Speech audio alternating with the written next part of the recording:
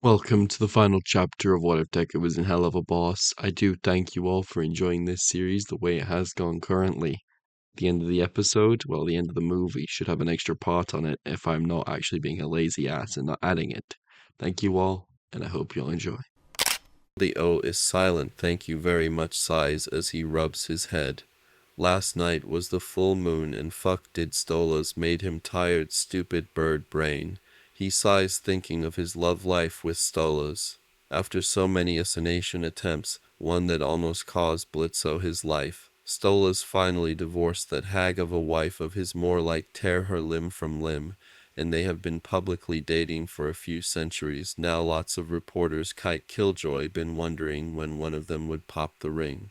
I mean, I wouldn't mind. Blitzo thought to himself as he places his chin in his hand, but both of us are a little afraid of having a family again. With Luna and Octavia now fully grown and are at colleges, and with what happened with Stella, it's reasonable that we don't want to rush things. He grumbles thinking about Kite's last review on his relationship with Stolas. So what if they've been dating for centuries now? He blinks when there was a crash and he glares. Milo, for fuck's sake, how many times did I tell you not to throw weapons in the office? The 8-year-old imp blinks at him and smiles, showing his sharp fangs with a gap in his teeth. He looked a lot like his mother with his white hair in a messy bob style, which had the same pointy style as his father's on top. Two black and white striped horns curved out of the messy white locks, while his long tail whips behind him. Sorry, Uncle Blitzo, he squeals, jumping onto a table. Auntie Sally May gave me this axe for me birthday, and I can't help myself. He swings the axe, making Blitzo duck down cursing. Well, wait till your ma comes back from getting lunch before you take my fucking head off. He shouts, making the boy giggles. For fuck's sake, you take after your mother, but have the clusmus of your damn fucking father. He shakes his head as the boy giggles and jumps off the table, making Blitzo roll his eyes. For fuck's sake, where the hell are your parents? Why is it taking so long for them to come back with our fucking lunch? He growls in anger. He then blinks when there was a knock on the door. Knowing it wasn't going to be Millie or Moxie, he went to it and opens it to see a sinner demon. Like most of her kind, she had a different appearance. Light purple skin with her hair being made of flames. Hello? She glares at him. This is the office for IMP, right? The immediate murder professionals. Blitzo nods and gives his winning smile. Yes, it is. Got a scumbag son of a whore you want dead. Note, we only kill those in the living world, and we pay extra if it's a hero. Another good thing over the centuries beside his relationship with Stolas was that business was fucking booming. About 100 years ago, some kid started shining like a fucking light bulb. Shortly after, many other people started popping up with powers. No one knew the cause. It was still a mystery even to Stolas, who said that Lucifer was complaining because more people were dying, making Pride even more overpopulated, but some humans became used to it. It became their normal. The supernatural became normal, made it easier for his company to go into the human world without disguises. The mortal world became a superhuman society, with 80% of the population possessing some canny ability. The streets looking like scene from Monic books, cities swirled with chaos and confusion. A new profession dominated the humans' collective consciousness, an age of heroes, as the humans said. Blitzo really didn't get a fuck, but lots of humans been killed by villains or corrupted heroes, and lots of them come to his company since they get pissed off. Oh, don't worry, it's not a hero, it's a fucking cult. She snarls, making Blitzo raise an eyebrow at that. Why don't we go to my office? He waves a hand and she nods her head. Milo, tell your folks that I'm in a meeting. Got it. Milo squeaks out, holding his axe with his eyes sparkling, making Blitzo shake his head. Closing the door, he sits at his desk. Okay, so what's the deal, Toots? The lady growls, her hair burning more. Nothing much. had a normal life as much as you can get with being one of the few people born without a power. But unfortunately, some people didn't like that. This cult never really know the name, and I didn't give a fuck. All I knew is that they thought quirks were the blessing from God, and that those who don't have it are stains of demons and evil. Was on my way home from work when I was grabbed. Was tortured for the next week for being quirkless before I was killed, so that my stain wouldn't corrupted those blessed. She shrugs her shoulders, but there were anger in her eyes. What I want you to do is kill them, torture them, and burn them down before they could do it to any more quirkless people. She holds up a claw when he opens his mouth. I know you probably don't give a shit, but the thing is that nobody came looking for me. Nobody went looking for me because I was quirkless. There will be no burial for me because my body will never be found. I don't want that to happen to anyone like me. Blitzo nods his head, pretending to listen. Okay, so you want us to kill a cult. Got it. Do you have the money to pay for this? The woman rolls her eyes, but holds out a wad of cash. Blitzo gets a shine in his eyes, and he takes it. Glad to do business with you. May I know your name and where we can find this cult? Acme, even though it doesn't matter anymore. She then gives him the address of where the cult was. He opens the door to his office just as Millie and Moxie came in. Don't worry. That cult will be giving no more sacrifices after we're done with them. Cult, Moxie yelps, almost dropping their lunches onto the ground. Sir, what do you mean by cult? That's what I mean, you dickhead. Blitzo glares at Moxie. We're off to kill a cult that killed our lovely lady here. Now let's get to fucking work. Moxie sighs while Millie giggles, dancing on her feet. Well, there goes our lunch. It didn't take them long to open a portal, even if his loony was now in college along with Octavia thanks to Stolas. Luckily, they had Milo to open it up. He looks at the warehouse where Acme said the cult was using as a place of operation, and he couldn't help but sneer at the smell. Oh, this is going to be one of those places that get haunted by shit. Moxie shivers, rubbing his arms. Man, how many people did they kill here? It's so cold. Who knows Moxo KM and M? Let's fucking get to work. The humans weren't prepared for them. They were honestly worse than those DHORKS. All those years ago, which he thought was impossible, he was ripping and shredding them with his favorite green dagger, shooting them in the head and balls. He could hear Millie screaming in joy as she uses her axe to cut a head in half, while like him Moxie was using guns. Blood dripping down his jacket. Fuck, that's going to take forever to get out when he entered a room after blasting the lock off with a bullet and chokes at the feeling of dark magic in it. He shivers. After living with Stolas for many, many years, he was able to sense this sort of thing. Not do it himself, but he could sense the thick fog of magic in here. He narrows his eyes and holds up his gun.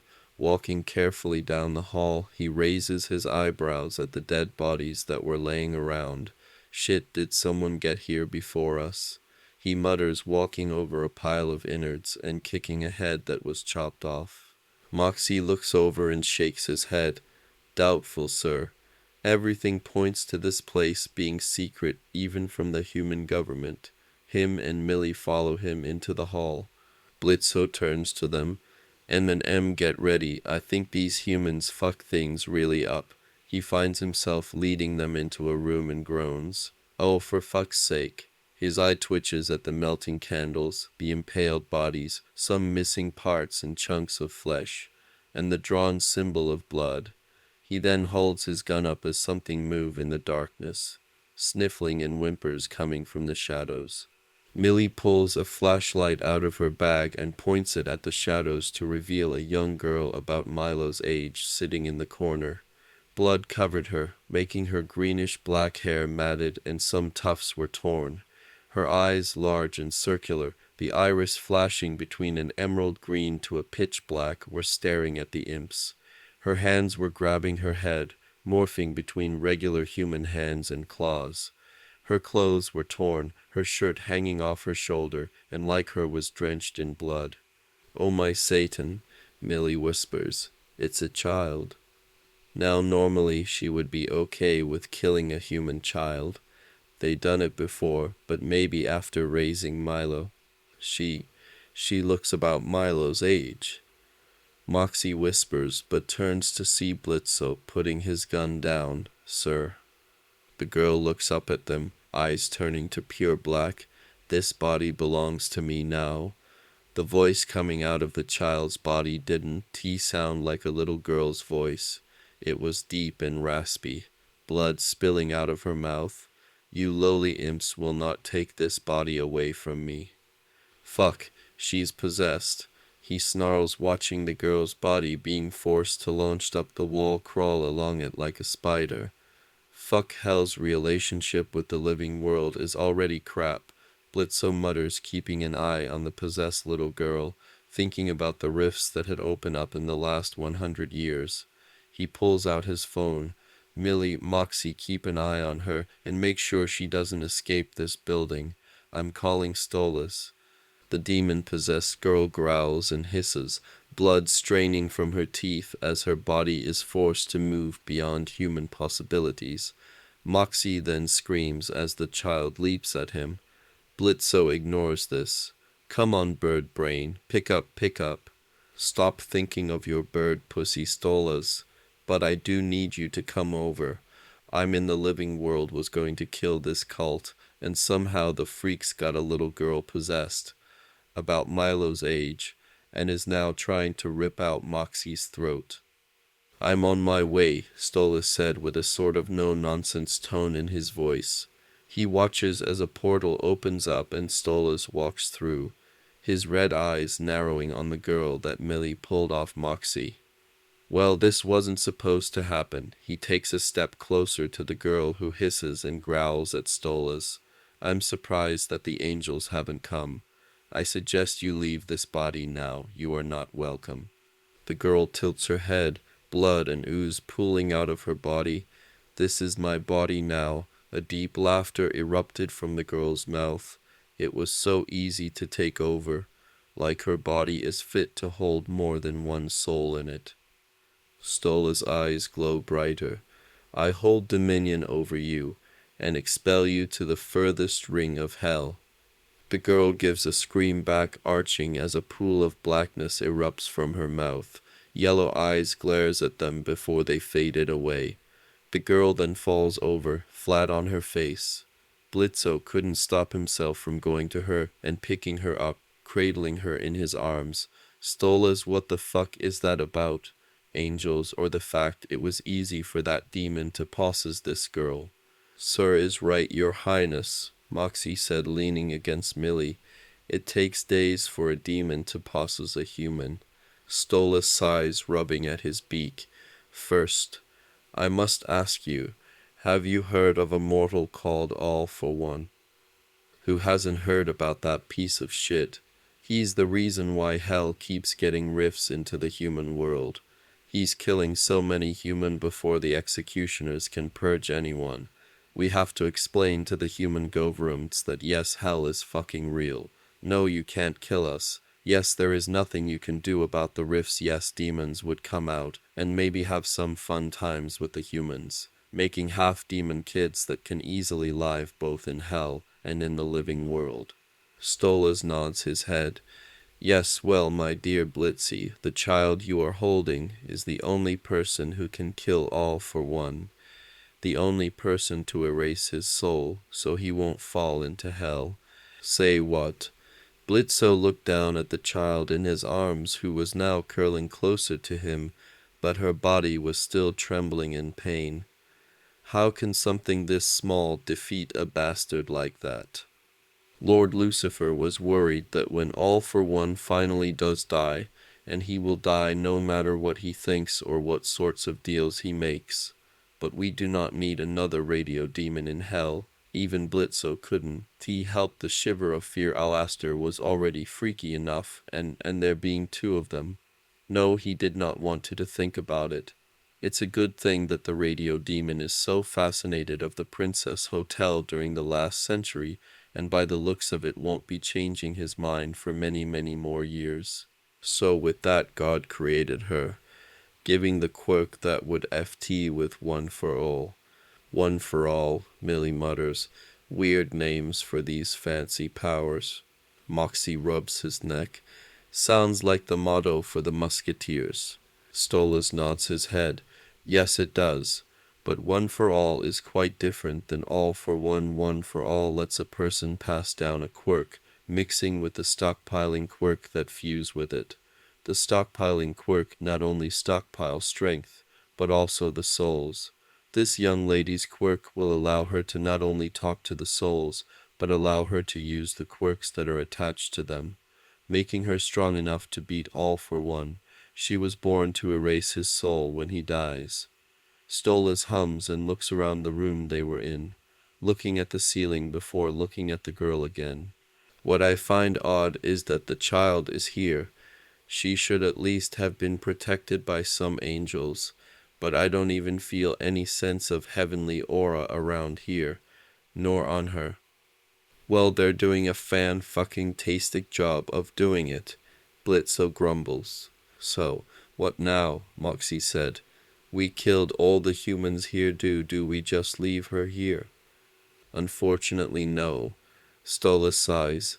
Her quirk makes it extremely impossible for anyone taking anything away from her, since all for one wants one for all. So while I did banish the demon from her, the darkness is still in. Staying in hell will allow the darkness to natural come out of her, instead of letting it fester and allowing the demon to come back in. Wait, we're bringing a human to hell. A child. Moxie cries out and Blitzo looks at him strange. Mox, this isn't the first time we brought a human to hell, Millie points out and Moxie glares at her. We don't talk about the bratty kid Mills, Moxie said with a deadpan look, shuddering, remembering their first job. The child needs rest and healing that the living world would not be able to give her, and Lord Lucifer would want to know about this. Blitzo looks at Stolas with concern in his eyes, seeing the flash of fear in his bird's red ones. I guess he isn't going to like this. No, he is not, Stolas says with a sigh, but both mates turn around when they hear Millie walking over. They see her going to a desk that they didn't notice earlier. They watch her open a drawer and begin pulling out folders before she smiles, seeing one. All right, I found the little one's folder that they had on her. She holds it up, showing that attached to the folder by a paperclip was a picture of the small girl in his arms. He holds back the urge to coo at it, because damn it, the girl was almost as cute as his loony. He looks down at the sleeping child and couldn't help but frown. Who would hurt such a girl? Where were the angels? A child this important being unprotected. It left a bad taste in his mouth. He shakes his head and turns to Stolas, who opens a portal.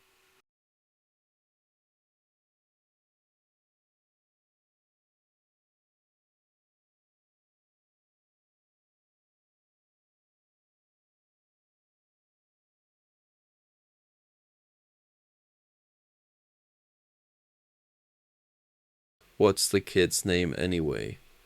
Izuku Midoriya, Stolas said as he leads IMP back into hell, closing the portal behind them and leaving the warehouse with dead bodies as if nothing happened. After dropping off Moxie and Millie at the office to pick up Milo, Blitzo and Stolas returned to the palace. The imp couldn't help but look down at the child, Izuku, who looked much more comfortable than earlier. I guess hell is already removing the darkness from her. Come, we must wash her, to remove the blood. Blitzo looks up and nods his head as they walk past hallways filled with plants. Blitzo could feel the eyes of the servants on them, and knew it was because of the human in his arms and not because of him for once. Even after all this time, they still didn't understand why Stolas was dating him, and sometimes neither could he. They enter the luxurious bathroom surrounded by glowing circles of zodiac signs and floating constellations. Stolas easily turns on the water with a wave of his hand and makes sure it was a comfortable temperature. With the two working together, they easily took off the rags and placed Izuku into the tub. Blitzo tries not to growl at the whip markings, or the bleeding knife wounds, or the old and fresh burn marks on the girl's skin. What in Satan's name did this kid go through? Like, sure, I can understand the whip marks and knife marks, but these burn marks, a lot of them looked way much older. It didn't take long to get the kid clean, nor did she wake up. Drying her off and wrapping her in a towel, they left and headed to one of the guest rooms. Blitzo blinked at the pile of clothes on the bed. I had one of the servants bring some of Octavia's old clothes. Stolas chuckles, seeing his confused look as he puts the pink with white stars dress on her. Placing her in the bed, Izuku uncounsily curls underneath the blanket, muttering in her sleep. Blitzo couldn't help the small smile on his face, and looking up he watches as Stolas runs his hand through her green-black curls. Come on, Stolas. Let's see how those fucking freaks got the kid. Stolas blinks and pulls back his hand, coughing into it. Oh, of course. We must find out how they got her from her parents, and how they even got her when she is supposed to be guarded. Blitzo snorts. If they were from the CHERUB, I am not surprised that they're pieces of shit. He looks up as Stolas laughs and rolls his eye when Stolas begins to pinch at his cheek. Blitzo pulls out the folder that they found and opens it. Name, Izuku Midoriya. Age 8. Birthday, July 15, 20XX. Father, Hisashi Midoriya given parental rights up. Mother, Inko Midoriya deceased. Siblings, Mikumo Midoriya elder brother. Description: the child born quirkless was sold to us by Hisashi. Tainted with the lack of a quirk, her curse has ruined Midoriya-san's life. After she was declared for the disgusting being she is, Midoriya-san lost his job when he was about to be promoted. He soon went doing other jobs to make it through. Soon he begins to think of the child, not really being his, as during the years Inko would disappear for many days, even weeks, before the birth of the thing. A few days ago, Midoriya-san, in a fit of justified rage and anger, killed his wife, in front of the girl. Knowing he can't have any witnesses, he called one of our members who he was good friends with. Selling us the girl, we paid him handsomely for the taint, and even gave him a job in America.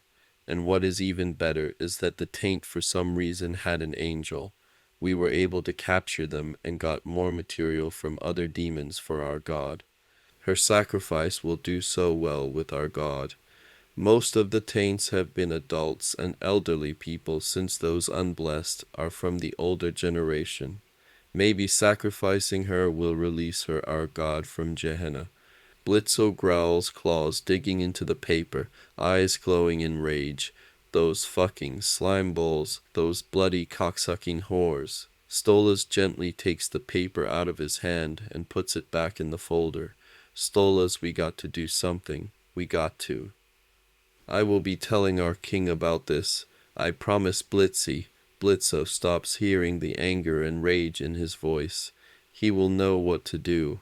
He needs to know this, Blitzo. We need to have a plan, especially since now the child is an orphan. Blitzo grits his fangs together, but sighs, slumping on the couch. He looks up as Stolas wraps an arm around his waist, pulling him closer to him. He knew that Stolas was feeling the same rage as him, feeling anger and hatred.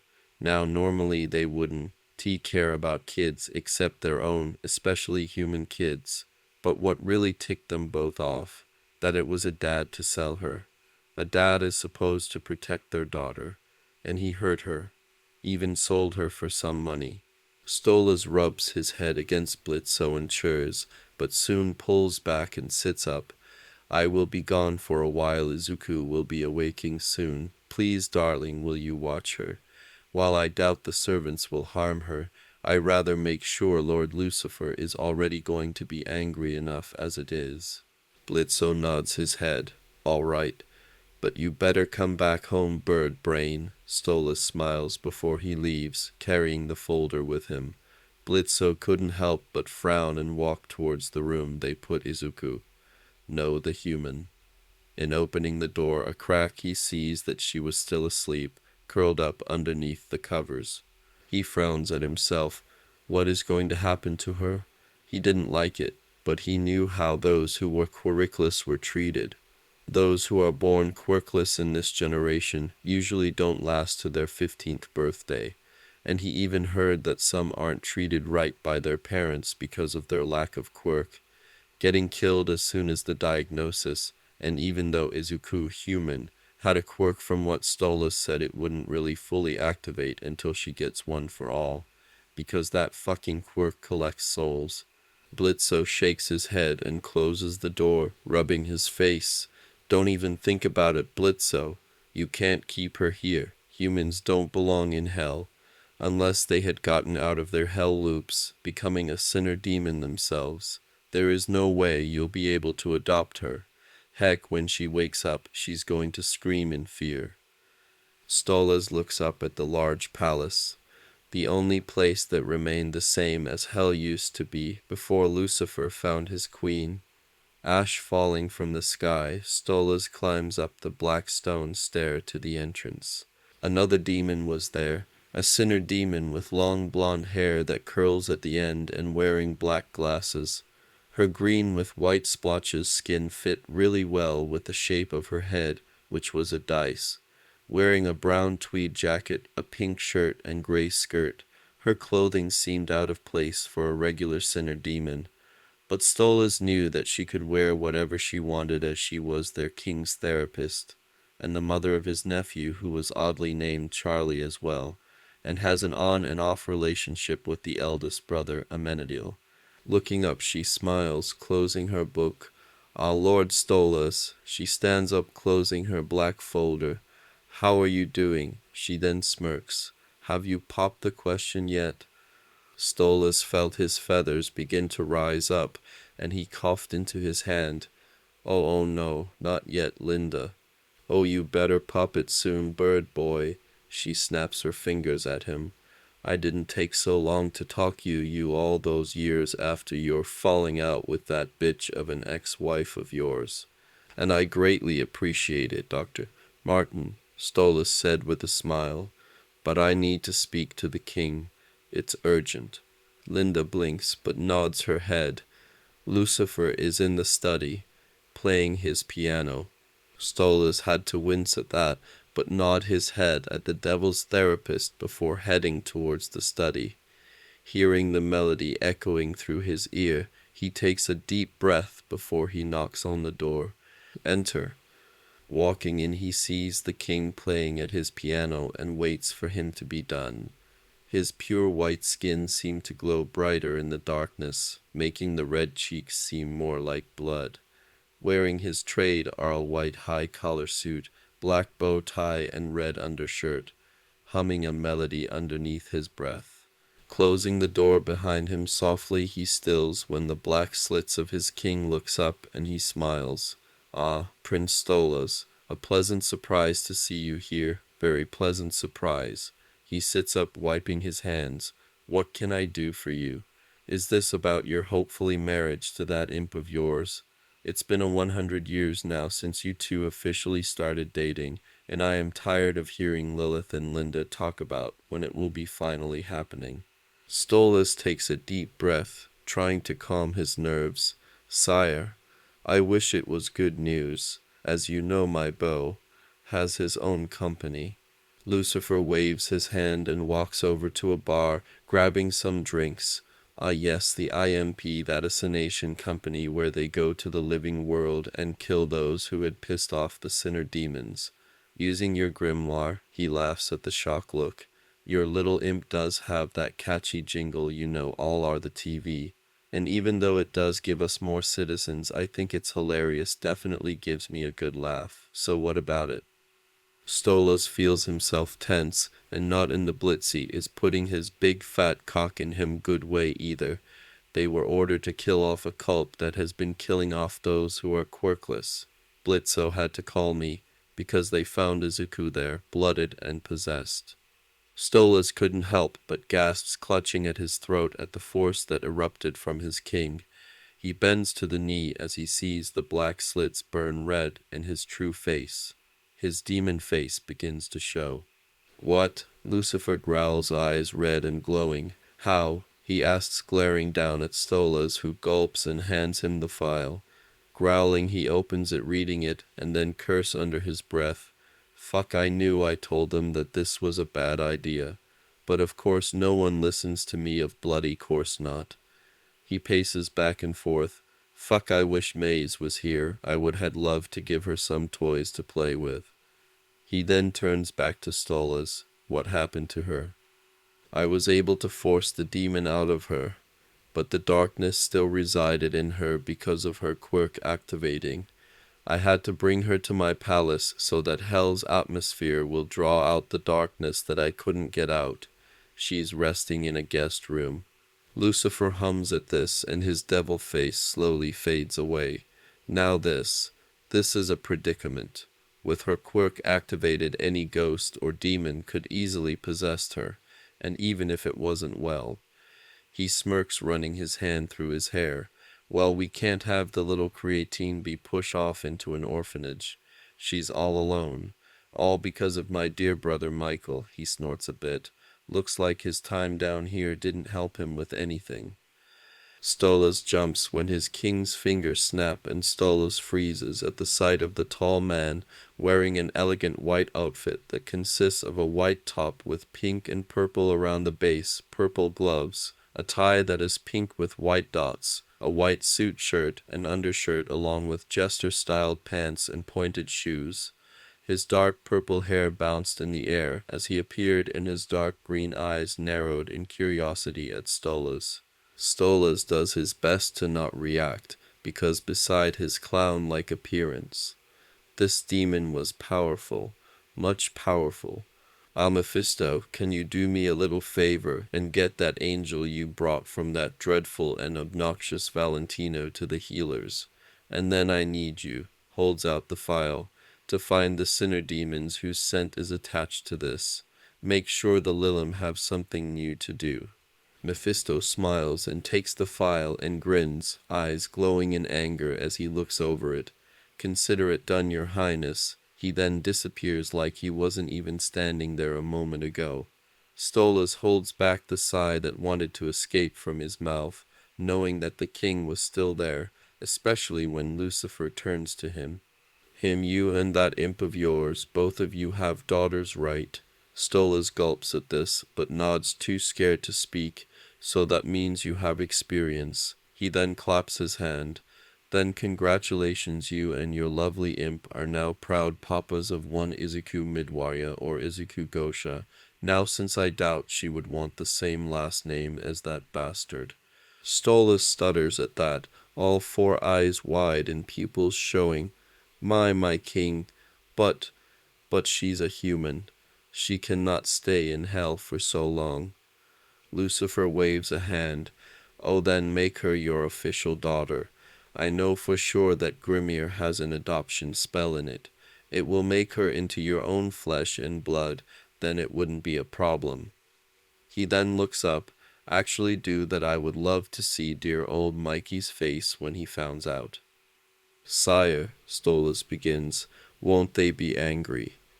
Of course they will, but hey, this is hell's problem now anyway. It should have been brought to us anyway. I mean, the point for the girl is to kill all for one and destroy his soul, so that way he doesn't come down here, right? He chuckles, shaking his head. No, I don't care what dear old dad says. It's better if she is down here with a family that will love her and give her the training she needs. He gulps down his drink. If they wanted to complain more, then they should have given her something more than one angel, even a virtue angel such as her to protect her. No, can control ice, and even beaten up Valentino's ass when I had Mephisto go see why I was feeling holy energy down here. But even virtue angels can't fight off the chains that those cult used to bind her. They had their chance, he smiles, eyes glowing red, and now it's our turn. Mommy, am I a bad person? A woman with shoulder-length green hair in a ponytail turns to look at the little girl standing behind her with tears in her green eyes, the green eyes that the both of them share. She places the plate she was cleaning back into the sink and walks over, kneeling down. Sweetie, why would you think that? The little girl, about 7-year-old, sniffles. Because Daddy's friend said that I'm a demon, that I'm cursed because I don't have a quirk, that it's my fault that Daddy lost his job. She sobs, tears stream down her face. And demons are bad people, right? The woman sighs, glaring at the door where she knew where her husband was sleeping passed out drunk, before she wraps her arms around her daughter, her little girl. No, no, no, baby, you are not a bad person, and not all demons are bad. She giggles when the little girl looks up at her in confusion. Sometimes they're just doing little tricks and pranks. Like Mikumo, with Kochin, the little girl asks, talking about her older brother who was in U to be a doctor. Her mommy smiles and nods her head. Yes, very much like Mikumo. But do you want to hear a story, Izuku? Izuku blinks up at her mother and nods her head. Aha.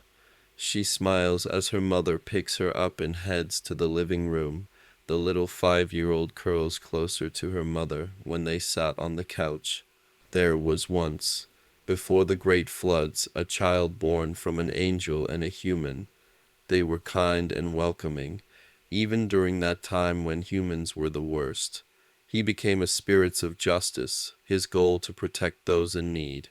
But one day he was tricked, captured, and brought down to hell, corrupted him, driven him insane. But yet, his mission to protect the innocent didn't change. Even as he focused more on punishing the guilty, he still was a protector. He just became a spirit of vengeance. Izuku looks up at her mommy. What was his name? Inko smiles. His name was Zarathos. Green eyes open wide as tears stream down from them. Sitting up, Izuku rubs her eyes, ignoring the faded throbs of pain that she felt across her body and the urge to throw up. Her heart ached as she remembered listening to her mommy tell her the story of Zarathos. Beside All Might, she loved Zarathos because even though he fell, he still protected them. Even though she felt sad that he drowned during the great floods. But she shakes her head, wincing a bit as the throb of pain, and looks around. Instead of her cold, blood-filled cell, she was now in probably one of the fanciest rooms she has ever seen. It's even more fancy than Kochin's room, Izuku thought as she climbs out of the queen-size bed, thinking of the nice house that her best friend, no, he hasn't been my friend since I was diagnosed, lived in. The walls were a soft purple color, a violet, she thinks. She was never really into colors beside red. Red is her favorite, but it goes horrible with her green hair, while the floor was a soft-colored black carpet which was soft under her feet. I haven't had anything soft since my time there. She shivers at the thought of the cult members, the pain they gave her, the screams she gave them when she felt all that darkness in her, heard the voice in her head telling her to let go, to enjoy as her body was forced to do something against her will. But it compares to nothing to the memory of her mother's death, that she will no longer have her mother's hug, no longer being able to listen to her stories. She wouldn't even be able to see Mikumo anymore, even if they even looked for her, which she doubts since she was quirkless. Her brother was 16 years old and wouldn't be able to take her in. Her mother had no family that she knew of, and her father sighed.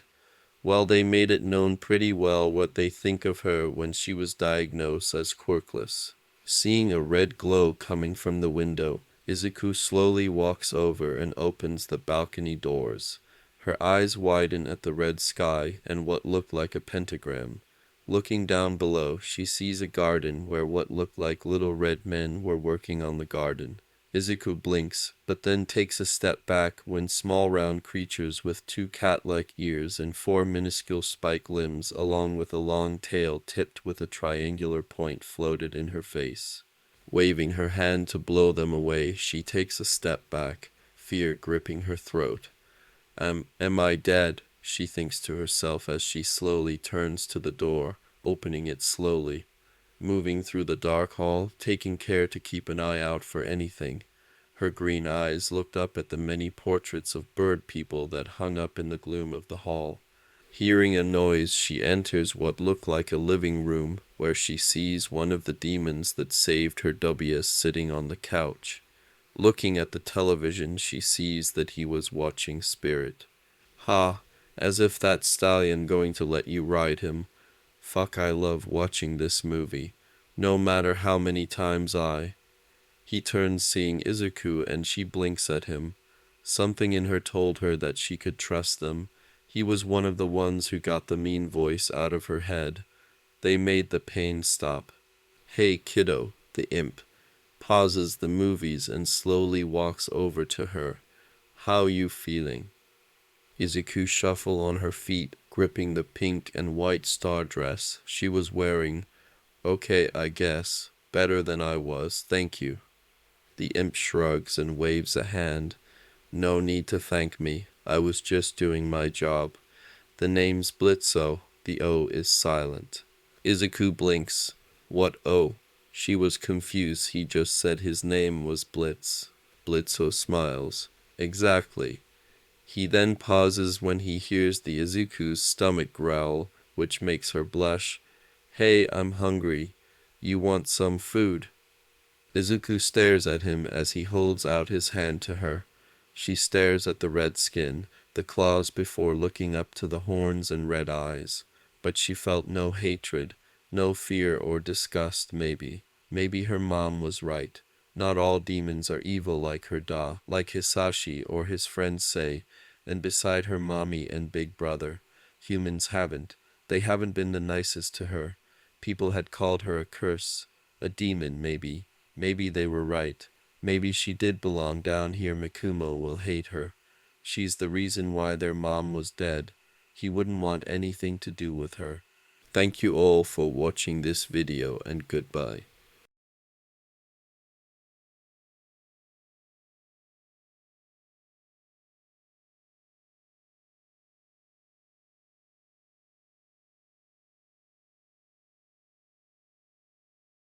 He churs proudly.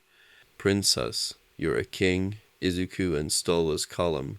T hold back the coup because when she tilt her head, it made her look like a baby owl. No, I'm a prince. The hierarchy of hell is very strange. A bit of a hoot, if you ask me. But the only kings here are Lord Lucifer and the 7 deadly sins. He could see the confusion in the girl's green eyes, but Izuku nods her head. Okay, but you're still royalty, right? Stola smiles at her. Very much so. Izuku nods her head at that, but she scrunched up her face. Still why? I don't remember much. It's all just a nasty pain. She rubs her head. But why are you so nice to me? Why did you save me from that demon? She gives them a look. Because no offense, I appreciate it. But you're demons. You shouldn't care about a weak human. Stola sighs. He looks at the green eyes looking at him in confusion. He knows she wasn't supposed to know until she was at least 15-14 at the earliest. But she deserves to know. Little one. He looked at her bright green eyes that looked at him in confusion. I don't doubt you know that when your society hasn't adapted to the shift of quirks. When there was a time when the norm for what it meant to be human suddenly crumbled away. Izuku blinks at him and nods. I do. We started learning about it in history. My classmates didn't take it well. She rubs an arm where a nasty burn scar was. They said because I was quirkless, I was like them, the people who didn't have quirkless in the past. So they said it was paid back for what my ancestors did to theirs. Stolas had to hold back the anger of hearing that, and he knew Blitzo was doing the same. Izuku didn't see the look, but I researched it, and one person from the past said had the phenomenon never occurred, then humankind might well have been enjoying interstellar travel by now. Stolas chuckles at that. Yes, during that time law lost all meaning, and the advance of civilization came to a halt, spiraling down into an all-out devastation.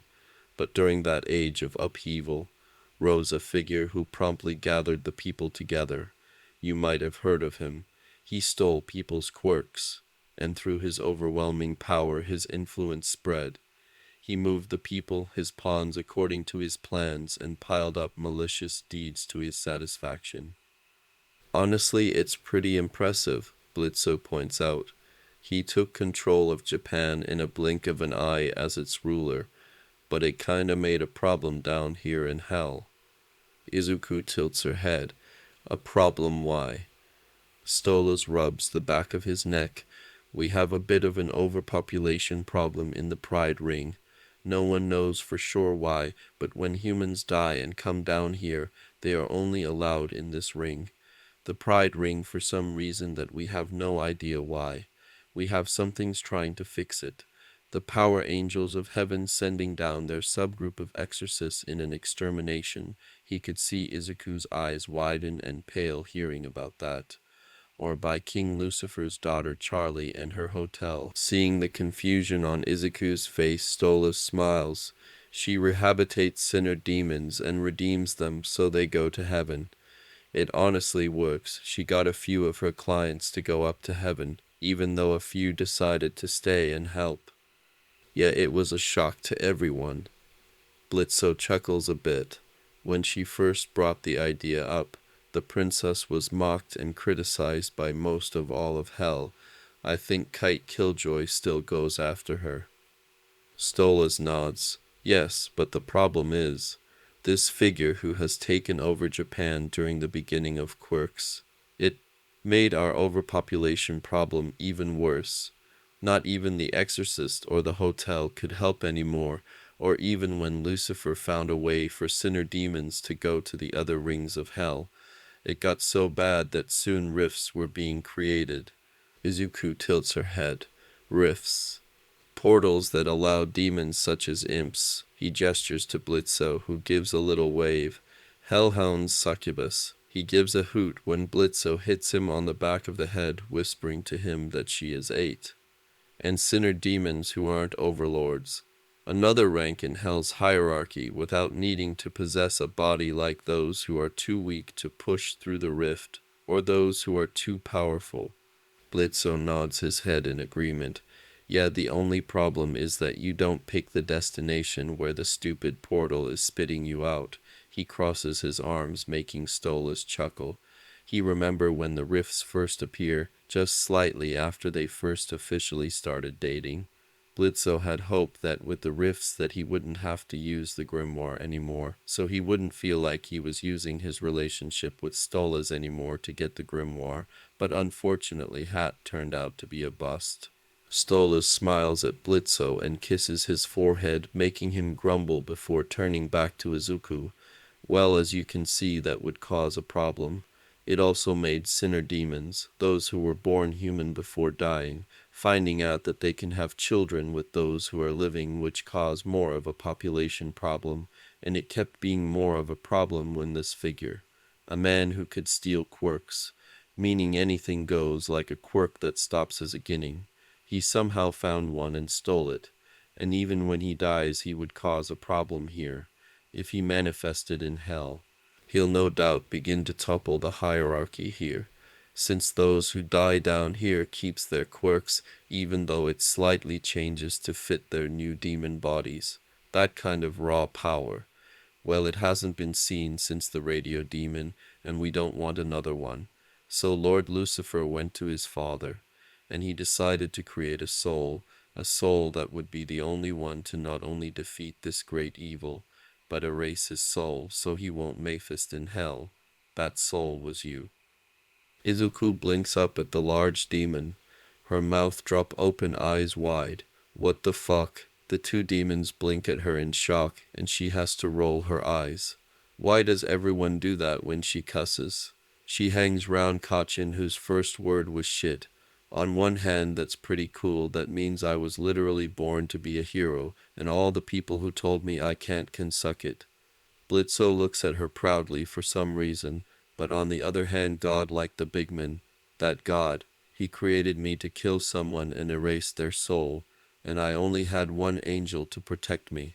Why didn't they do anything to stop Hisashi from hurting me, or when he hurt my mom, or when Hisashi killed her and I was sold to a fucking cult?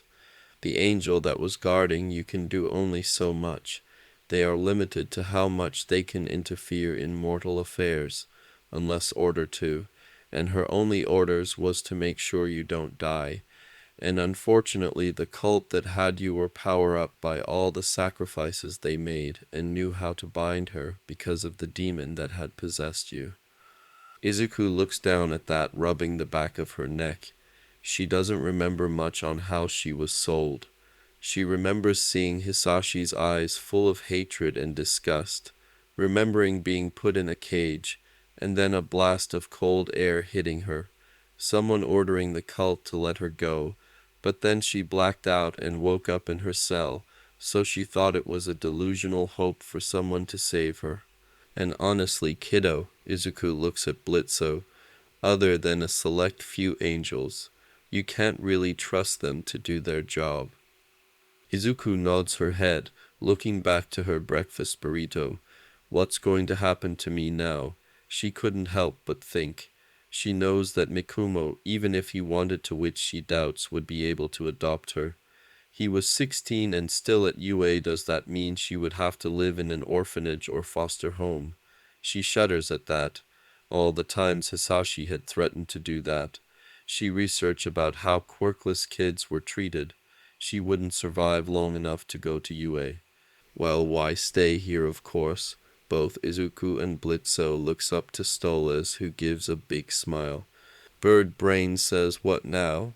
Blitzo asks, glaring at him. Well, our king was very angry on how your living situation was handled and decided that it's our turn now. But I'm human and quirkless. Izuku stares in shock. First these demons, one who must be high in the hierarchy of hell, save her when they could have easily killed her. They cleaned her up and fed her, and now they want her to stay with them. Well, that won't be a problem. Stolas waves his hand, bringing the grimoire over to him and opening it, floating in the air. There is a spell here that me and Blitzy can do that will make you our daughter. Izuku blinks in shock, eyes wide, but Blitzo waves his hands. Wait, there is. There's an actual fucking spell that can make someone not only turn a living human into a hellborn demon, but our kid. Why, yes, Blitzy pats his cheek. How do you think Stella was created? She was originally a human who had summoned a demon to make a deal.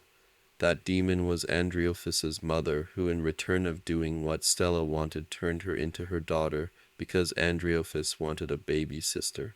It was one of the reasons why Stella hated those lower than her, because it reminded her that she used to be a lowly being. Huh, the more you know, Blitzo mutters before to Izuku's surprise he grabs her and pulls her into a hug. Well, I'm all in for it. I was wondering how the fuck I was going to convince you to keep Zuzi here, because I was, for Satan's sake, not going to let her live in a shitty orphanage or foster care. Izuku stares in shock. You want me, she whispers. She could tell it in Blitzo's voice that he meant it. It wasn't because she was some soul that was literally created to erase someone. It was because he was actually worried for her. Blitzo looks down at her and smiles, making her blink in shock. Of course I do. He ruffled her hair. I can tell you're a good kid that life has given you a shitty hand. You're absolutely too cute and precious to be left alone, and it's totally fucking stupid that they did that. He then gasps and hugs her tighter. I could even train her to be a total badass. I could teach her how to use knives and guns and how to kill people who piss her off. Izuku blinks. and for some reason that sounded cool, like really cool. Okay, maybe I've been hanging around Cochin too long, she thought, but looks up at Stolas, who chuckles. Why, yes. Stolas looks down at Izuku before kneeling. But you have to agree with this. You have to think carefully. Should you accept this proposal, the gates of paradise will forever be out of your reach. You will be reborn not as a sinner demon who can be redeemed, but a hellborn demon. Izuku stares at his four glowing red eyes, gulping. She may be 8, but she knew what that meant. She will never be able to go to heaven. She gulps. Can I think about your offer? She asks shyly, hoping they won't be too angry. But Stolas just smiles, running his hand through her hair. Of course, little one. This is a big decision. I will not rush you, and we have plenty of time. The spell can't be used unless on the night of the full moon. Sir, all three turn to see an imp in servant clothing waiting outside the doorway. Sir, I'm sorry to interrupt, but Mr. Hughes would like you to finish the paperwork as quickly as you can, and I need to remind you that Mr. Damien has called from the Wrath Ring. Izuku watches as Stolas stands up. Isn't that the demon I have in charge of stuffed animals in the factory in the Wrath Ring? Izuku turns to Blitzo as the servant nods his head. Stolas owns a toy company which is immensely popular in all of Hell. Izuku hums at this, looking at Stolas. Yes, he got a hold of the usual gods and contacted us. It seems he had a considerable amount of trouble this time. He should be arriving around 6 o'clock, and of course offer him all the hospitality the estate can provide. Good job, Tanaka. I trust you to do your duty. The imp nods his head. Also, while you get everything prepared, will you mind getting some of Octavia's old gowns? Izuku looks at him with wide eyes and he smiles. Human or demon, little one, I will not hide you away. Blitzo smiles while placing a hand on Izuku's shoulder. Good, but I am not going to enjoy this. I hate politics. I know, Blitzy. I know, Stolas chuckles. Izuku an hour later finds herself in a pretty dark blue dress with lots of frills at the bottom and a black bow tie around her neck. Her curly hair was brushed and braided, which Blitzo was trying his hardest to not mess with as he coos. Oh, look at you, Zuzi. So pretty and adorable. Izuku couldn't help but yelp as she was pulled into a hug as Stolas chuckles. They stood in front of the manor as a limo rolls up, and a dark black bull demon emerges from within as Tanaka opens the door. Ah, how impressive! He gushes in an Italian accent, staring at the sand and rock. Yes, Tanaka has done it again, Stolas praises, looking at the 3 other servants who tried to hide their flinch. He still doesn't know how they could cause so many accidents.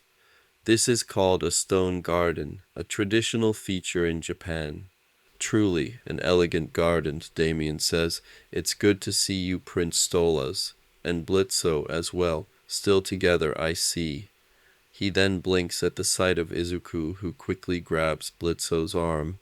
And who is this? A human. It's none of your concern, Damien, Stolas says, glaring at him. But let it be known that our king knows of Izuku. She will be joining us tonight for dinner. But let's go inside until the meal is ready. Ah, of course. Damien nods his head, but Izuku could see that he was still looking at her through the corner of his eyes. Izuku narrows her eyes at him before rubbing her eye with her middle finger. The bull demon snorts but frowns as he follows Stolas, laughing. I should have expected this from an Ars Gosha. I cannot wait to see what else is in store. Following them, they went to Stolas' office, who suggested they play a game while they wait. Izuku sat next to Blitzo, looking at the game in fascination. It was morbid, they were in hell, but she was actually having fun. She watches as Damien moves his piece. The progress we've been making with the Wrath Ring factory is quite astounding. Izuku looks up at the bull demon as he talks. We already have the makings of top-notch staff. Shrugging, she takes her turn spinning the top, which was acting as the dice. She narrows her eyes at where her piece landed. Bewitched by the eyes of the dead, Izuku says, making Damien sputter and glare at her for interrupting him.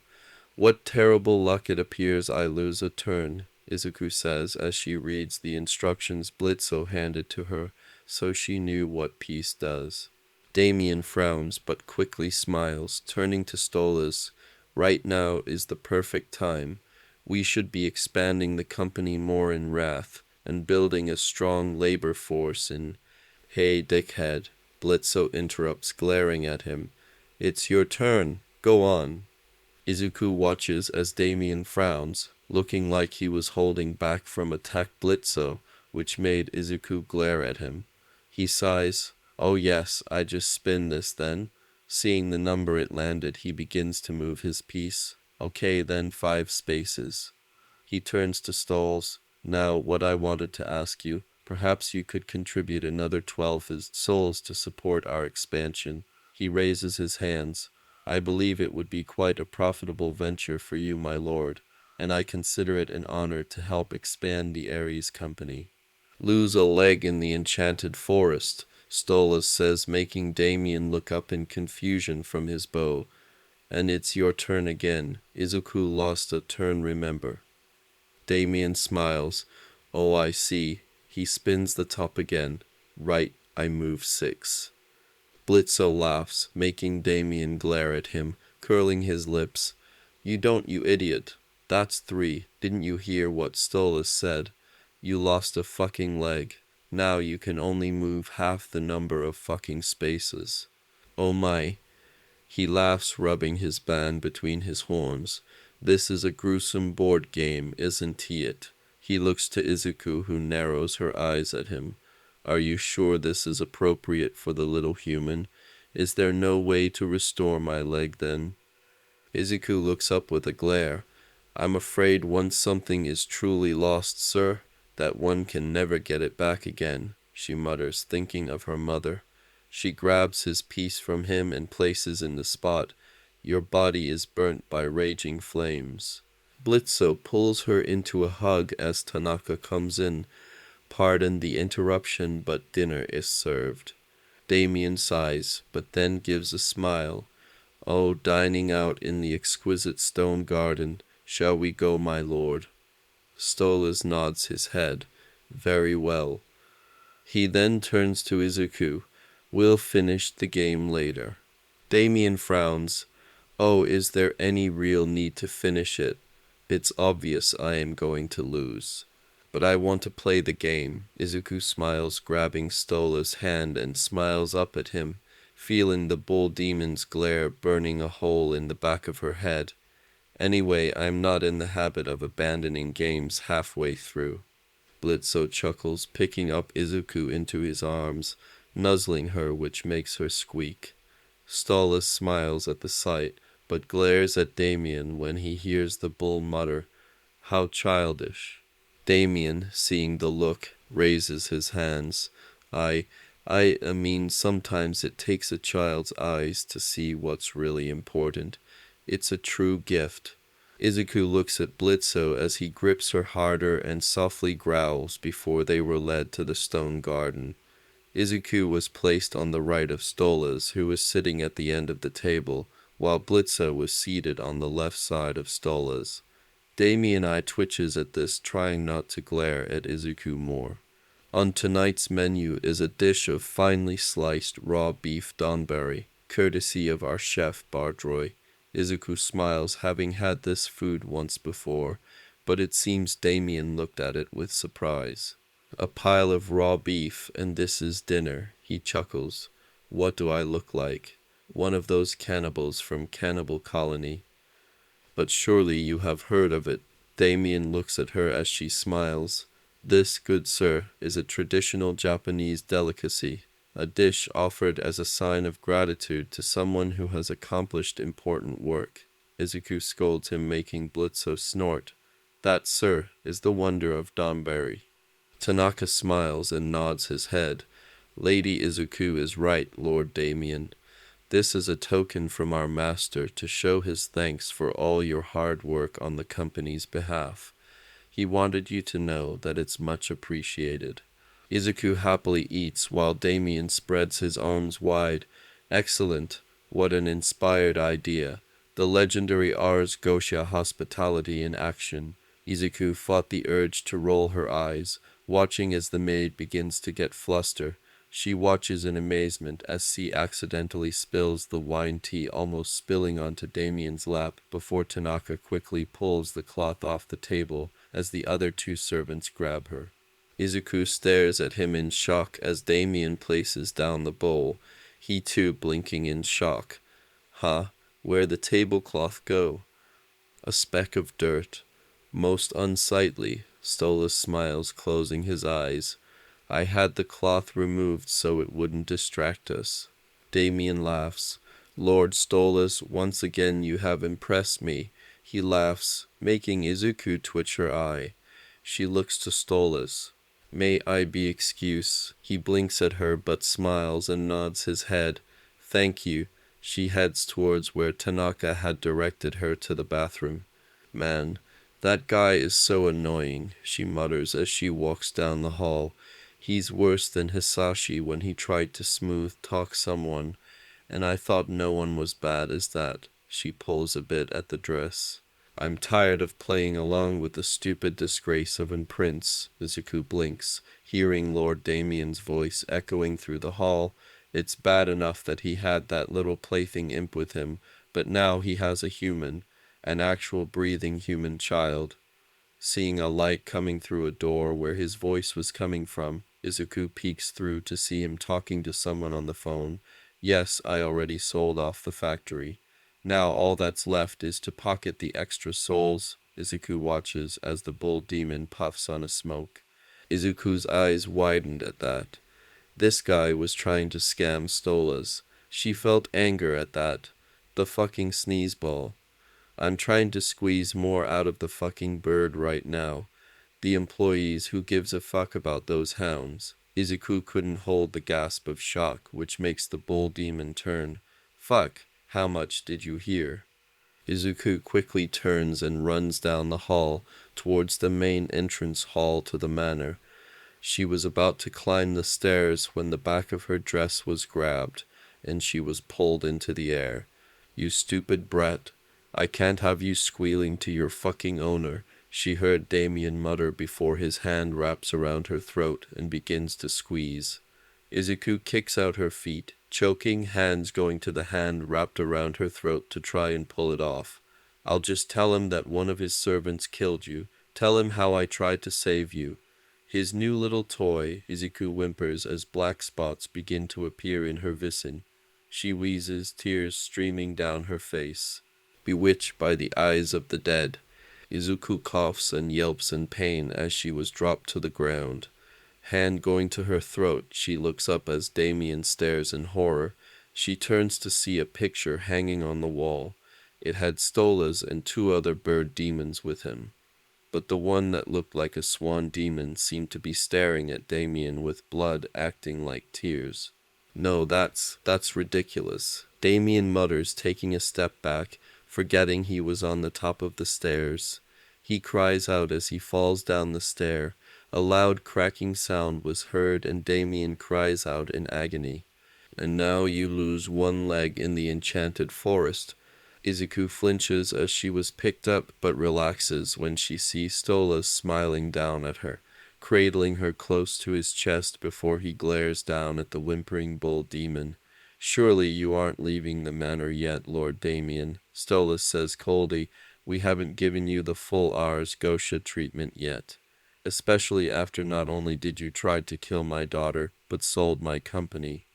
My prince. Damien looked at him with fearful eyes, holding his broken and twisted leg, before he tries to crawl away, but gasps as a gun was pointed at his face. Blitzo smiles easily. Looks like you forgot, you fucking piece of shit. You lost a leg. Now you can only fucking move half the number of spaces, so why not just relax and make yourself at home? Damien screams, crawling backwards towards the kitchen. Stolas sighs and shakes his head while cradling Izuku close to him. What an impatient guest we have. Couldn't even restrain himself until the dessert was out of the oven. Izuku couldn't help but flinched at the screams of pain. His body is burnt by raging flames, she whispers, but looks up as Stolas places her down. Are you all right, little one? I'm sorry he even got the chance to hurt you. He pushes a strand of her hair out of her face. Fuck Stolas, I wish you let me shoot him. Blitzo grumbles, making Izuku blink at him in surprise. She looks at both of them. Green eyes staring at red eyes. Okay. The two blink at her. I'll do it. She looks down. I want to become your daughter. Blitzo does a happy gasps and grabs her, spinning her in a circle.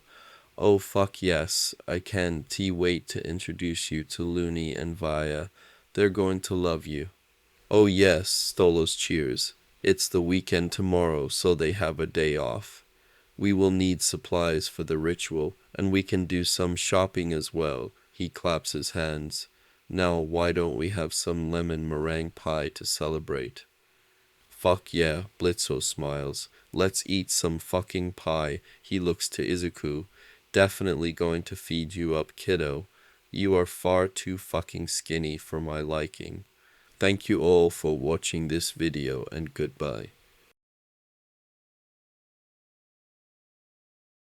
Patches on her shoulders and long, voluminous silver hair swept to the side to reveal her dark gray ears, which Izuku noticed that the right was pierced while the left was ragged.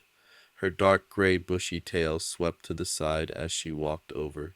Her clothes were cool too. She was wearing a spiked black choker that really matched well with the tattered gray, off-the-shoulder crop top that was held up at the neckline by a series of crisscross spaghetti straps that formed an inverted pentagram. Her shorts were tattered too at the helms, with a crescent moon detail on the right side. Blitzo squeals and runs over to the wolf with his arms spread wide, but she easily stops him by putting her hand up and holding him back by the face. Ugh, Blitzo, fucking stop it. We're out in public. Izuku blinks at her. For some reason, she reminded her of how Kachin acted when his dad tried to give him a hug in public. Oh, but I can't help it, Looney. I miss you when you're in college. Blitzo gushed with pride shining in his eyes. It made Izuku's stomach churn a bit. Why couldn't Hisashi look at her like that? Why did it matter if she was quirkless or not? She blinks when her hand was squeezed and looks up at Stolas, who gives her a smile. So you were really telling the truth, the owl demon said, looking at Izuku. You're adopting a human. Izuku shuffles on her feet a bit, and she smiles. Well, welcome to the family, I guess, she shrugs. Name's Octavia.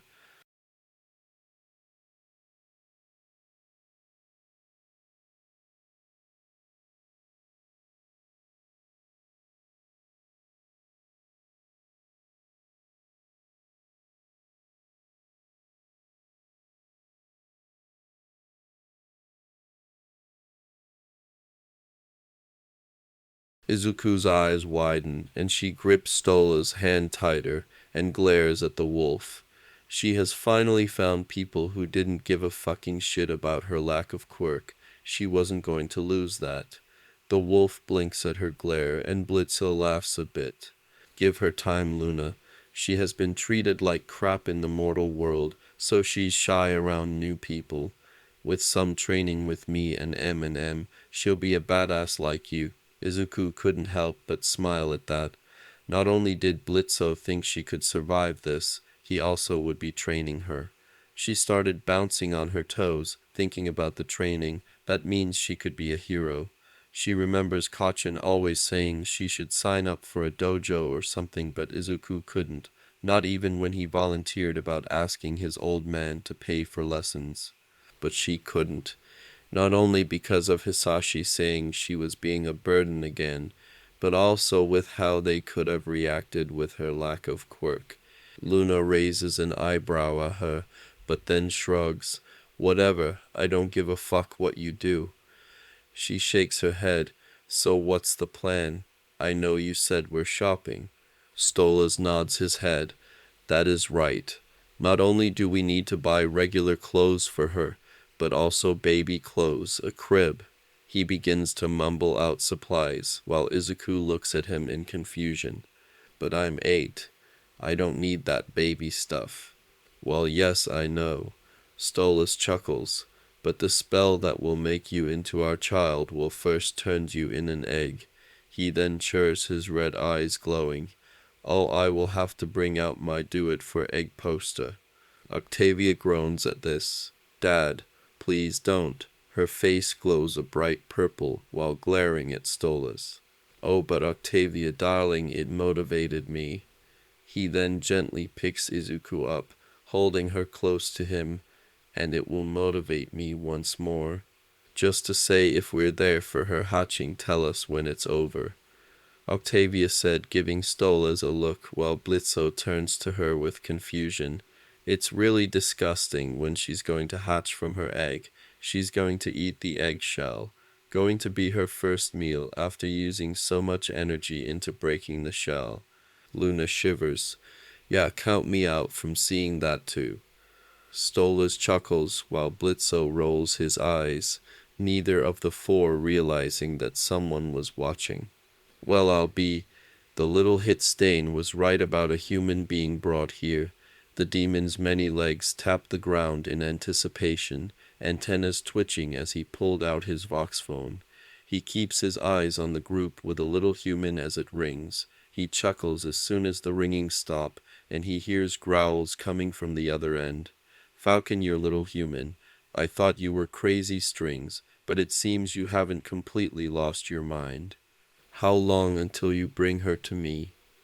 The voice on the other end snarls impatiently. As soon as I can get her without the fucking owl and his little imp toy attacking me as soon as I grab her. Hopefully it will be soon, but I better get my pay in souls. You making me fucking steal from a prince of the Ars Gosha. It's going to cost you. Listen, you will get your pay. I keep my promises. Just get me the brat. Now.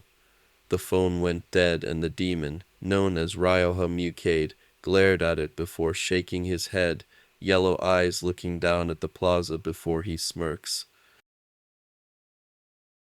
Izuku's eyes were swirling, but she was honestly having fun. First they went to a hair cutter and had her long matted hair cut into something short but stylish. She may have asked Octavia what was best, and while the older owl was surprised, she gave her a kind smile. When they walked out, Izuku was now sporting a razored comb over bob, the ends still curled, and somehow the demoness, after getting over her shock at the fact that Stolas had walked in and a living human, made the green in her hair pop out more. They then went to the store and tried out so many clothes. Izuku absolutely adores the black horse jacket that Blitzo chose for her. It was not only soft, but it reminded her of Black Beauty, a book she read during her free time. Afterward they went to a toy store and Izuku couldn't help but widen her eyes. Not only because she has never seen so many toys, but because there were toys of heroes. She sees one of Stars and Stripes, Captain Celebrity, Big Red Dot, Electplant Cow Lady, and some she recognizes from Japan: Endeavor, Best Jeanist, Fat Gum, Gang Orca, and All Might. Izuku gives a big squeal, making many people look at her with wide eyes as she runs over to the All Might stuff. Eyes widen when she sees a figure she had always wanted but couldn't never get. You want that, kiddo? Izuku turns to see Blitzo looking at her, and she froze her hand. She slowly let it down, her other messing with the black fur on her horse jacket, shuffling her feet. I'm sorry, it's probably too much, she whispers, heart beating a bit. She hated this feeling. Because of Hisashi. He always got so mad when she looked at any toys when they went shopping, hitting her on the head for being so selfish. She blinked when Blitzo took it and puts it in her hands, eyeing that action figure. We told you, kiddo, it's yours. Izuku blinks up at him before looking at the action figure and holding it close. tears streaming from her eyes, which started to freak Blitzo out. They got many toys after both Stolas and Blitzo, realizing that she had a love of All Might, almost as much as Da Blitzo likes horses. Luna mutters with a smirk that when things went wrong, she was looking at a plushie of All Might when it happened. Her hand was about to grab it when something wrapped around her and pulled her out of the store. She thrashes and wiggles, looking down at it to see it looked like a giant centipede had grabbed her, but hearing a chuckle she looks up. The demon who had her in his grasp had an appearance of a purple-skinned male with 6 arms. His lower torso was that of a centipede. "Oh, don't thrash about, little human," he sneers, tightening his grip on her, making her cry out. "Can't be harming the goods, you know." He sneers before he ducks down as a gun sounds off, a bullet almost hitting him in the head. In the corner of her eyes she sees Blitzo glaring at the demon, holding out a gun. Luna was beside him, snarling, lips pulled back to reveal her fangs as her tail whipped behind her madly.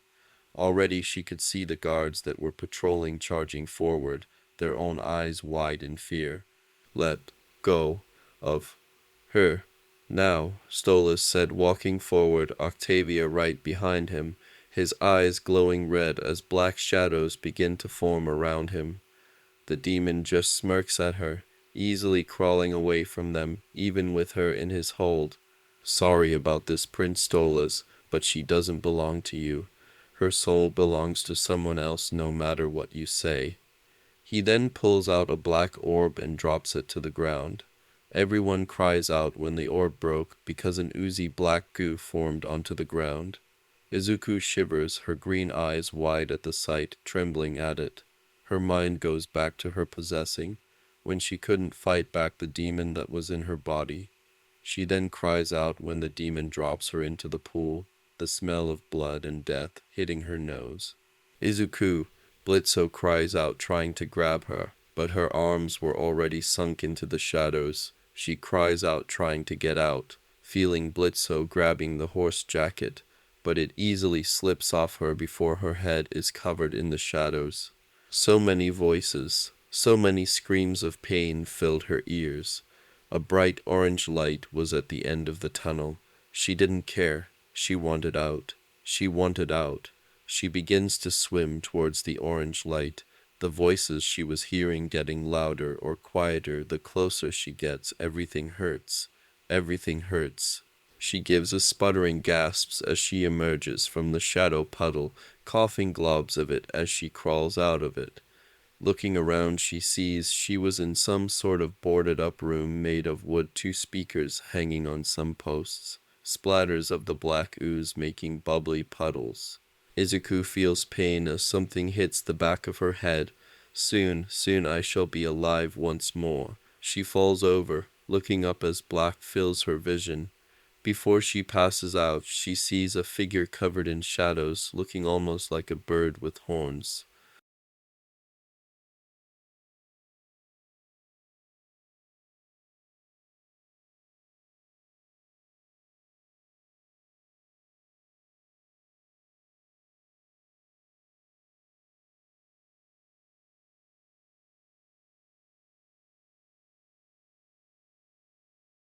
"I know a rat such as yourself knows where the rat's nest my daughter was taken. I suggest you tell me where she is now." His eyes glow more as his claws begin to sharpen. "Ha!" The centipede sinner demon chuckles, as if I would ever tell one of Lucifer's watchdogs anything. "You Ars Gosha have done the royal family's dirty work for generations, tasks with disposing with anyone that disagrees with him. Just how many nicknames do you have, Prince Stolas, and how many families have you crushed? How hard it is for sinner demons, us non-Hellborns, to live here.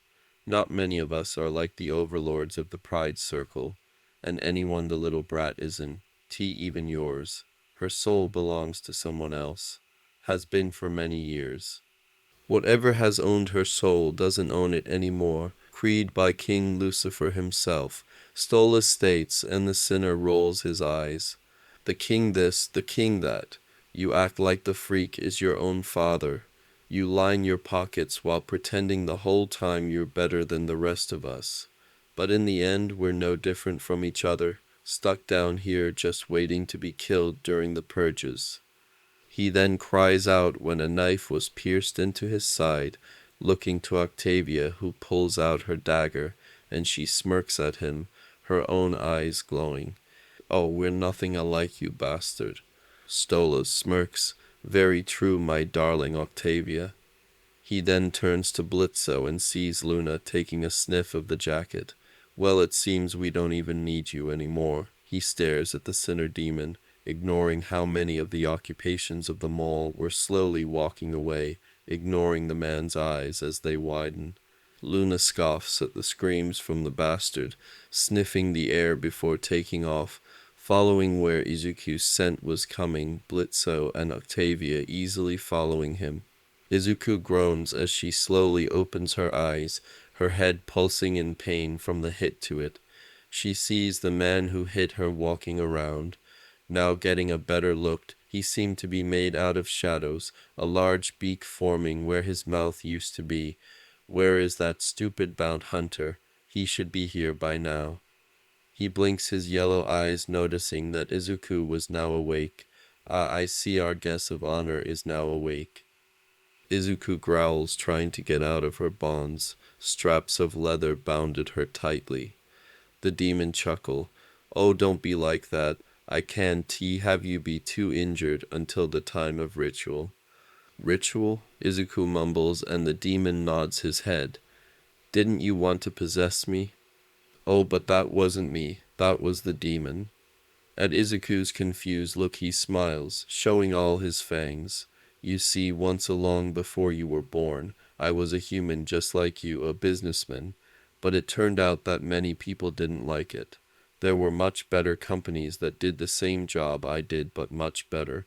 So I needed to up my game. Lucky for me, I knew the best way to get rid of it was to kill them. Turns out, though, that killing so many would create a demon.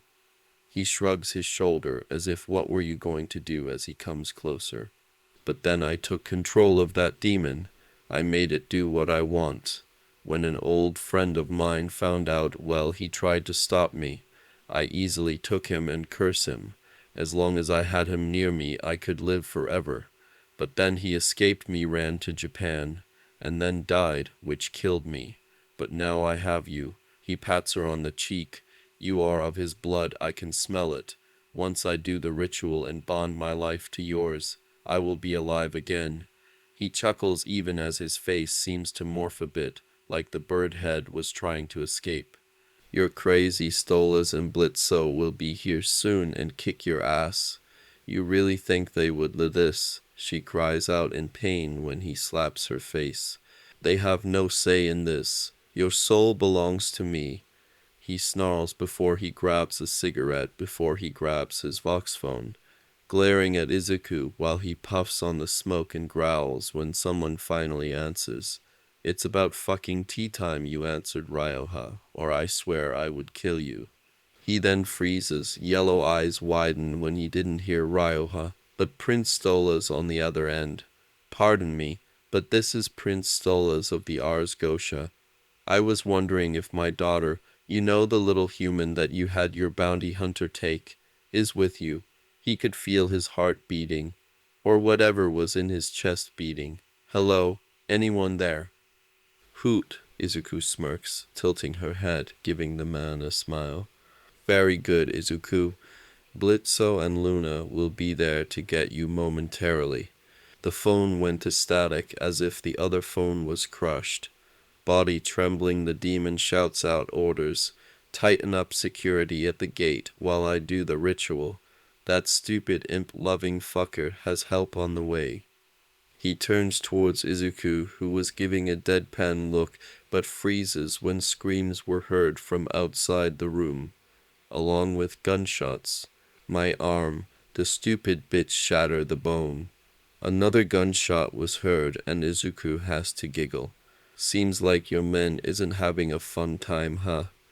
She smiles. An entire swarm of rats. You will get nowhere at that rate with those sort of people. She coughs as he kicks her. A loud snap was heard, and she couldn't help but cough up blood as he stomps and kick on her. Shut up, you fucking brat. That imp and hound can't do anything to save you.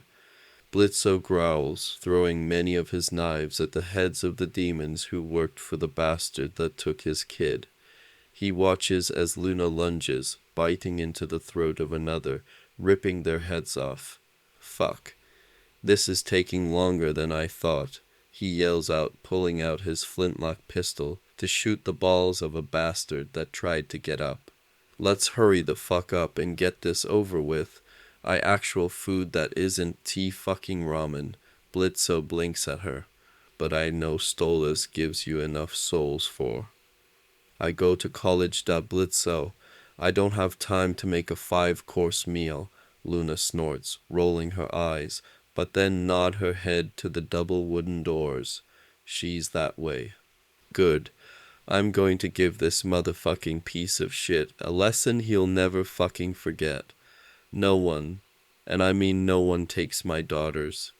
Luna smirks as she follows her dad. Yes, she thinks of him as her dad, but only in her head stomps forward and kicks the door open, seeing what looked like a raven made of shadows, having his arm wrapped around Izuku, with a gun to her head.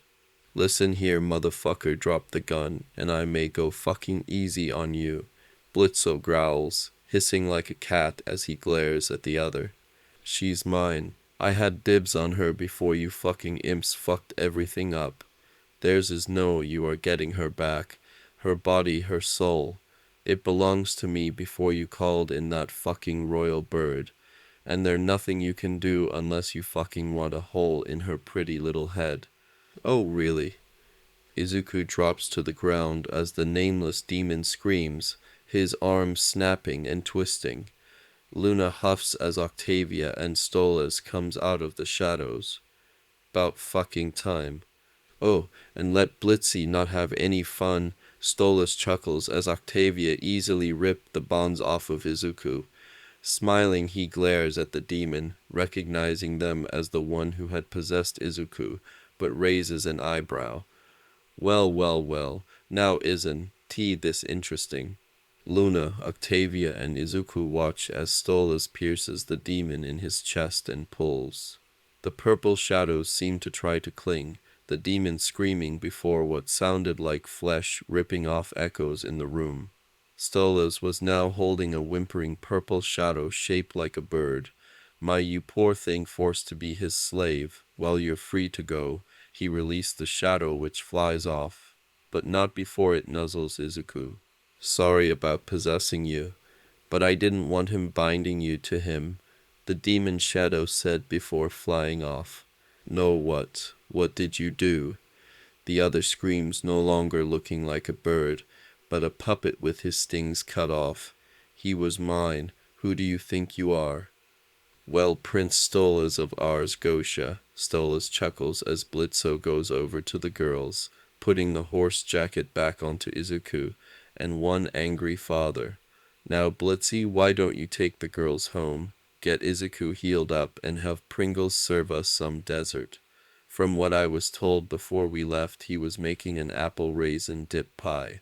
Now that sounds fucking good, Blitzo says as he picks up Izuku, cradling her to his chest. Come on, let's get out of this shit hole, he sneers at the puppet demon as he walks by, kicking at him, making Izuku giggle.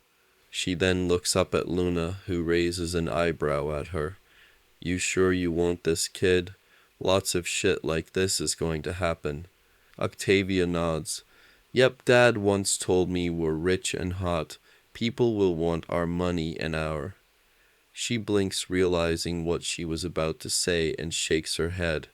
Well, you get the idea. Izuku shrugs. I mean, Stolas and Blitzo said they'll train me right. She ignores the screams of pain and anguish as they leave the rundown building. I'll just have to get stronger so this shit doesn't happen again. Ha, Luna ruffles Izuku's hair. I guess you're all right, kid. And Octavia nods her head. At least Dad will finally stop calling us every hour if they'll be focused on you, Octavia smirks. And I guess having a baby sister will be interesting. She then glares. I'm still not going to watch you eat your egg. Izuku tugs at the white gown she was wearing, biting at her lip nervously as she lays on her bed in the guest room. Won't be my room after tonight, she thought to herself, heart beating madly in her chest. Tonight was the full moon, the night where she shall give up her humanity, give up her access to heaven, and become a demon. But in return, I'll get a family. She turns onto her side, taking a deep breath. I'll get 2 dads, 2 big sisters, and they'll love me, and I won't fail this time. She grabs the pillow and pulls it to her chest. I mean, I know I have Mikumo, but he doesn't need me, and it's not like he can do anything. Mikumo is a high schooler. I'll just be sent either to an orphanage or the foster system. At least this way I won't be. She shivers at the thought of being in either of those. She may not be quirkless as she thought she was, but she trembles, clutching the pillow to her chest tighter. Izuku takes another deep breath to calm her nerves. I already agree to it. There's no way I can back down now. The ritual is tonight, and Blitzo and Stolas are nice. Her thoughts stop when she looks up as the door opens. Standing at the entranceway was an imp about her age, with white hair in a messy bob with spikes at the top, which had 2 black and white horns coming out of. He smiles brightly, showing a gap in his fangs as he ran in. So you're the human my ma and pa have been talking about, he says in a very loud and excitable voice as he crawls up onto the bed. I mean, I knew they brought back a human, but I'm quite surprised that you're alive. He sits crisscross onto the bed and looks at her with his red eyes. I mean, not talking bad about Uncle Stolas or Uncle Blitzo, but you're a human, an actual living, breathing, alive human in hell. Where are you from? What's your name? Izuku opens her mouth to tell him her name, but he keeps going. I'm Milo. My parents work for Uncle Blitzo. But where in the human world are you from? Are you seriously becoming Uncle Blitzo and Uncle Stola's kid? I can't believe this is happening. From what I know, the last time this happened was with Hitoshi. Wait. Izuku finally was able to speak up. This happened before. Milo blinks and nods his head. Yea, around 3 years ago. Hitoshi goes to my school, which is like one of the best schools in all of hell. It's run by Mrs. Mayberry, who I think was IMP first clients, and from what I heard, you'll be going there soon as well after your rebirth, Milo says, making Izuku nod her head, even though she was a little bit worried about going to school again. She didn't know why, but from what Izuku knew, her whole schooling had already been paid for before her diagnosis. She remembers so many fights between her mom and Hisashi, wondering where that money came from, but her mother always had a tight lip about it. But anyway, because of it already be paid for, she didn't have to change schools, which, while a good thing for her education, was also a bad thing after her diagnosis. They only really stopped picking on me when I broke Kachin's arm. She couldn't but smirk, remembering when she had enough of her friend's attitude of her wanting to be a hero, even though she was quirkless and had decided to fight back against him. It helped that while she wasn't able to take actual lessons, many people in her neighborhood were either those who dropped out of hero schools for it being too hard, or those who were forced to retire because of grave injuries, and of course those who were quirkless. Still, the other kids and teachers stopped messing with her. As if I was going to deal with that shit at school and at home. Izuku thought before turning her attention back to Milo, who shakes his head when he realizes he was going off topic. But yeah, Hitoshi used to be a human, but then he was sold by his human parents to Asmodeus for a deal, Milo said with a grin. And well, from what is known is that Asmodeus and his partner Fizaroli have been wanting a kid for a while, and well, they did the ritual you're about to do tonight. So, there's someone like me down here. Izuku thought to herself before the door opened again and Octavia came in, giving her a kind smile. Izuku gulps and takes a deep breath and smiles back. So, how the fuck does this work? Blitzo asked as he sat on a chair, watching Stolas drawing some sort of scribbles onto the floor with a blood-red chalk. He was pretty sure it was made of blood. Oh, Blitzy, Stolas churs, looking up at him. I don't suppose you know how it used to be, in the old days, when the humans would go into their hell loops. Blitzo raises an eyebrow at that and shrugs. I don't. No, I wasn't born then, Stolas. I'm not as old as you. Stolas chuckles. Well, Blitzo, have you ever wondered how the human souls of hell don't go into their hell loops anymore? How they become known as sinner demons? Blitzo raises an eyebrow at the other. You're going to fucking tell me anyway, so why not? Of course, Stolas laughs before going back to drawing symbols on the floor. It happened when the king grew tired of ruling hell and decided to retire at the time, going to the mortal world. He could fucking do that? Blitzo asks in shock, staring at Stolas. Well, not really, but who was going to force him? Stolas shrugs. Anyway, when he left, the demons who usually guarded the hell loops abandoned their posts and duties to punish them. They began to create what you know hell as it is today, creating cities and establishments, casinos and bars, places where they can get their freak on. He slurs happily, his tail feather rising up, and Blitzo smiles at him. Of course not many like that, especially the Lilim, and Dromos the leader of them. They were old school and had tried to get the 7 deadly sins and the Ars Gotia to help rein back control, since it was our duty to do so. But let me guess, you didn't. Blitzo smiles and Stolas nods his head as he stands up and looks over the formula on the floor. Quite right. We actually like how it was becoming. We all thought it was a splendid idea, finally something to do than just tortured the souls day in and day out.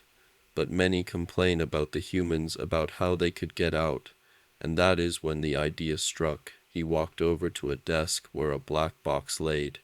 Blitzo watches him open, and his eyes sparkle at the beautiful knife that was in it. The blade was pure black. He was pretty sure it was made out of obsidian, but with a red edge, and the handle looked like a bone, a human's bone. What is that? Blitzo and Stolas turned to see Millie and Moxie come in. Millie was carrying a platter with 2 knives and a goblet, while Moxie was carrying a box of candles. This, Stola's red eyes glow, is a conversion blade, and it is what created sinner demons. He sighs, seeing their confusion in their eyes. What do your schools teach you these days for you to not know of the conversion blade?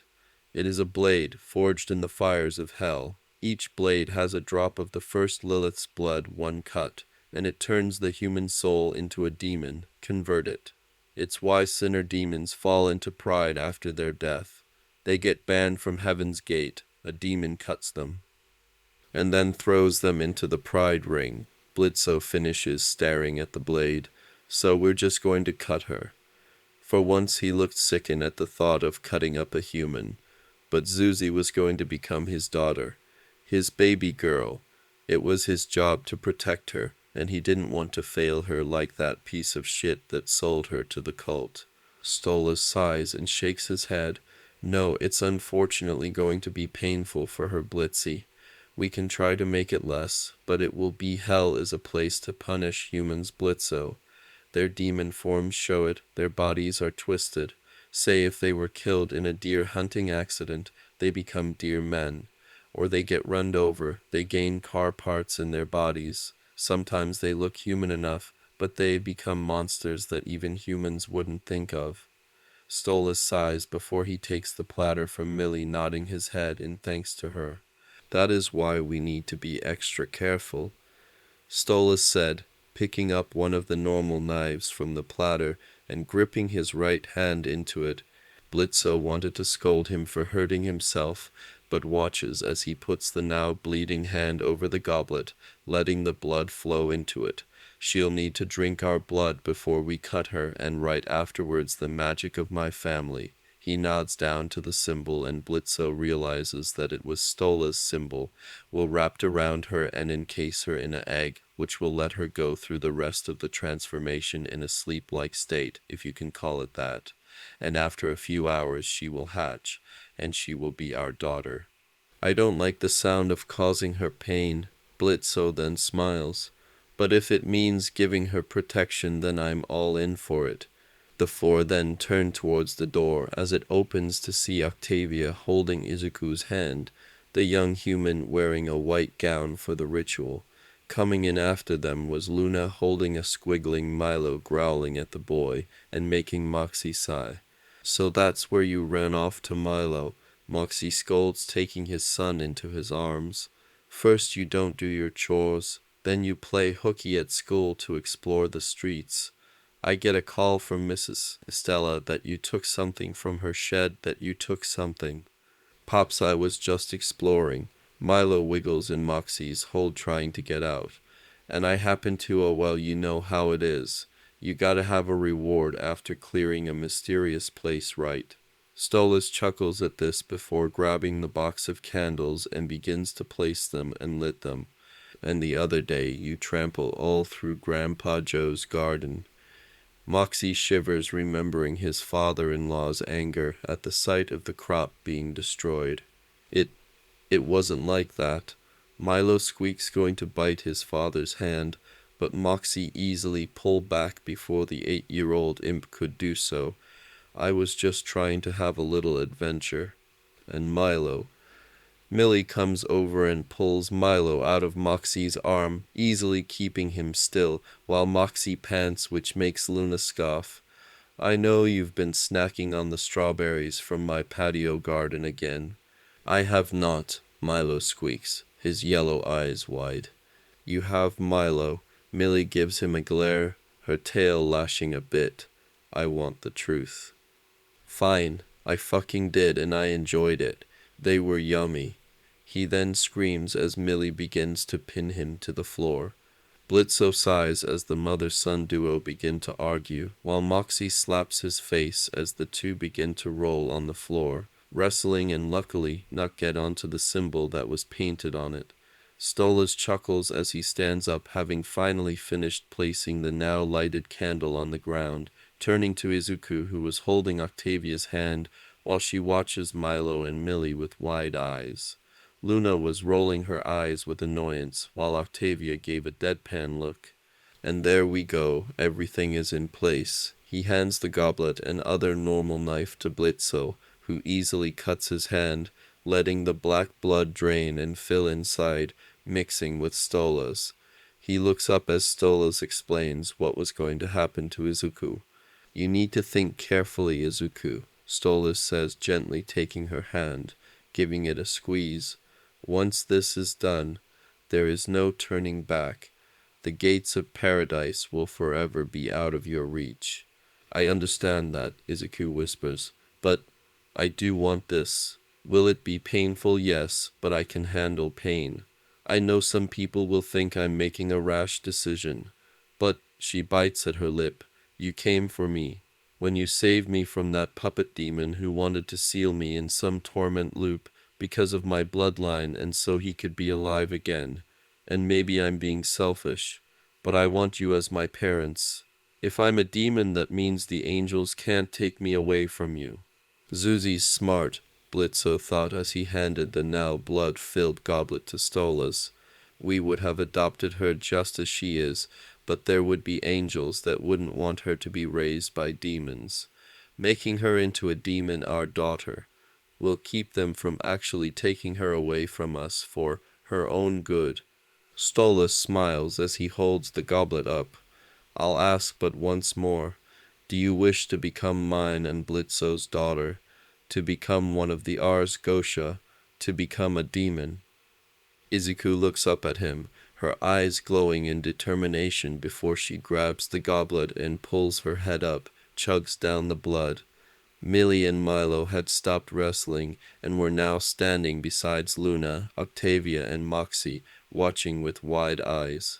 She grimaces at the taste, but she gulps the blood down until the goblet was empty.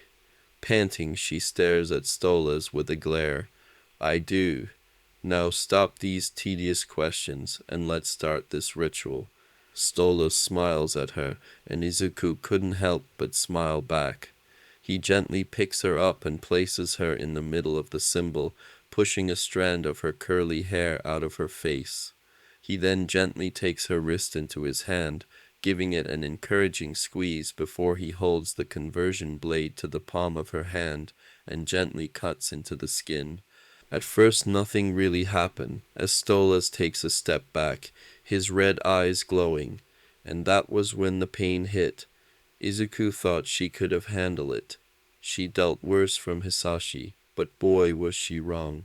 So fucking wrong, Izuku thought before she falls onto her knees. It felt like every bone was breaking. A silent scream on her lips as she curls her arms around her, gripping her shoulders. She didn't notice Stolas grabbing a navy blue book that was emblazoned with a moon. She didn't hear him reading out of the book, allowing a portal to open and reveal the full moon to shine down. Didn't notice the symbol that she was standing on slowly glow as waves of black energy began to rise up from it. All she knew was pain. So much pain as her teeth sharpened into fangs, her green eyes becoming dark in kai pools.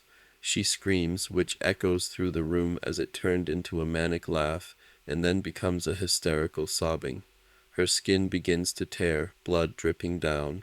The burn scars burn as if they were fresh, as if she was being burned right now. She felt her right leg snap. That is from the time Hisashi broke my leg, when I was 7. She thought before the pain became worse and worse. She was reliving all the wounds she had over the years, but 10 times worse. She claws at the ground even as her fingers snap, another scream erupting from her throat, which slowly turned into a roar. Tears streaming down her face as the black aura from the symbol slowly wrapped around her. She leans into it, embracing it as it seems to numb the pain at least a little bit. Oh, the pain was still there, making her body throb in agony, but it numbed it. She let it wrap around her, encircled her as it whispers into her head. Years later, when she was asked what it was like feeling the magic of the Ars Gosha embracing her, slowly filling her soul as she turned into a demon, she said it was welcoming, that it whispered in her head she was now the daughter of the Ars Gosha, that it was welcoming her home. Before the aura of the family fully encircled her, the last thing Izuku will remember before she was put in a state of sleep. Well, she wasn't fully sure really, as she knows her mind was being torn apart by the pain, but she was sure she was seeing her heart, which were surrounded by golden flames. Said golden flames begin to flicker, being thrashing in a massive inferno, slowly turning from its golden color to a bright blue as a screech echoes in her head. Stolas watches as the black aura of the Ars Gosha magic slowly died down, the portal that showed the full moon closing. All the candles had gone out as he steps forward, easily pushing his hands into the little puddle of aura that was left. He chuckles hearing Blitzo squeal as he pulls a white egg from its grasp. Oh my Satan, she is so beautiful. Blitzo squeals as he comes over, looking at the pure white egg with flecks of red that was cradled in Stola's arms. His eyes sparkle, which makes Stolas even laugh more, bending to his knee and softly rubbing his face against Blitzo. Both looked up to see Luna, and Octavia come over, and Stolas was happy to see the amazement in Luna's eyes, her tail wagging. She's small. Is the egg supposed to be that small? Luna whispers, looking at it, and Stolas churs.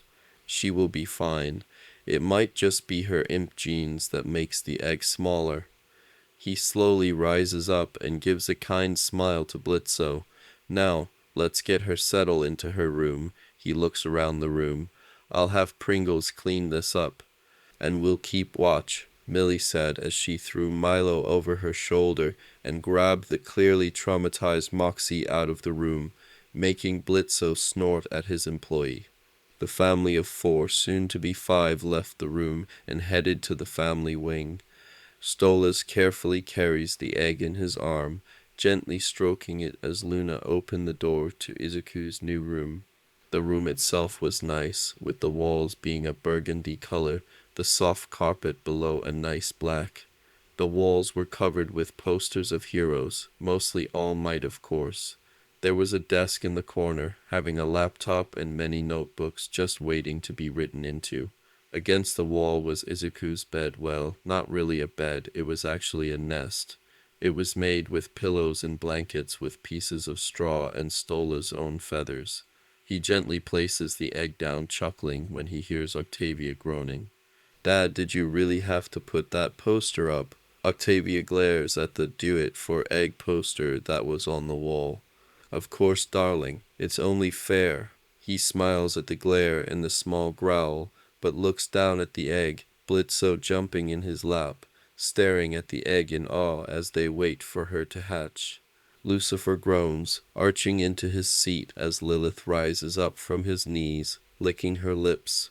Detective, have I mentioned how much you make me crazy?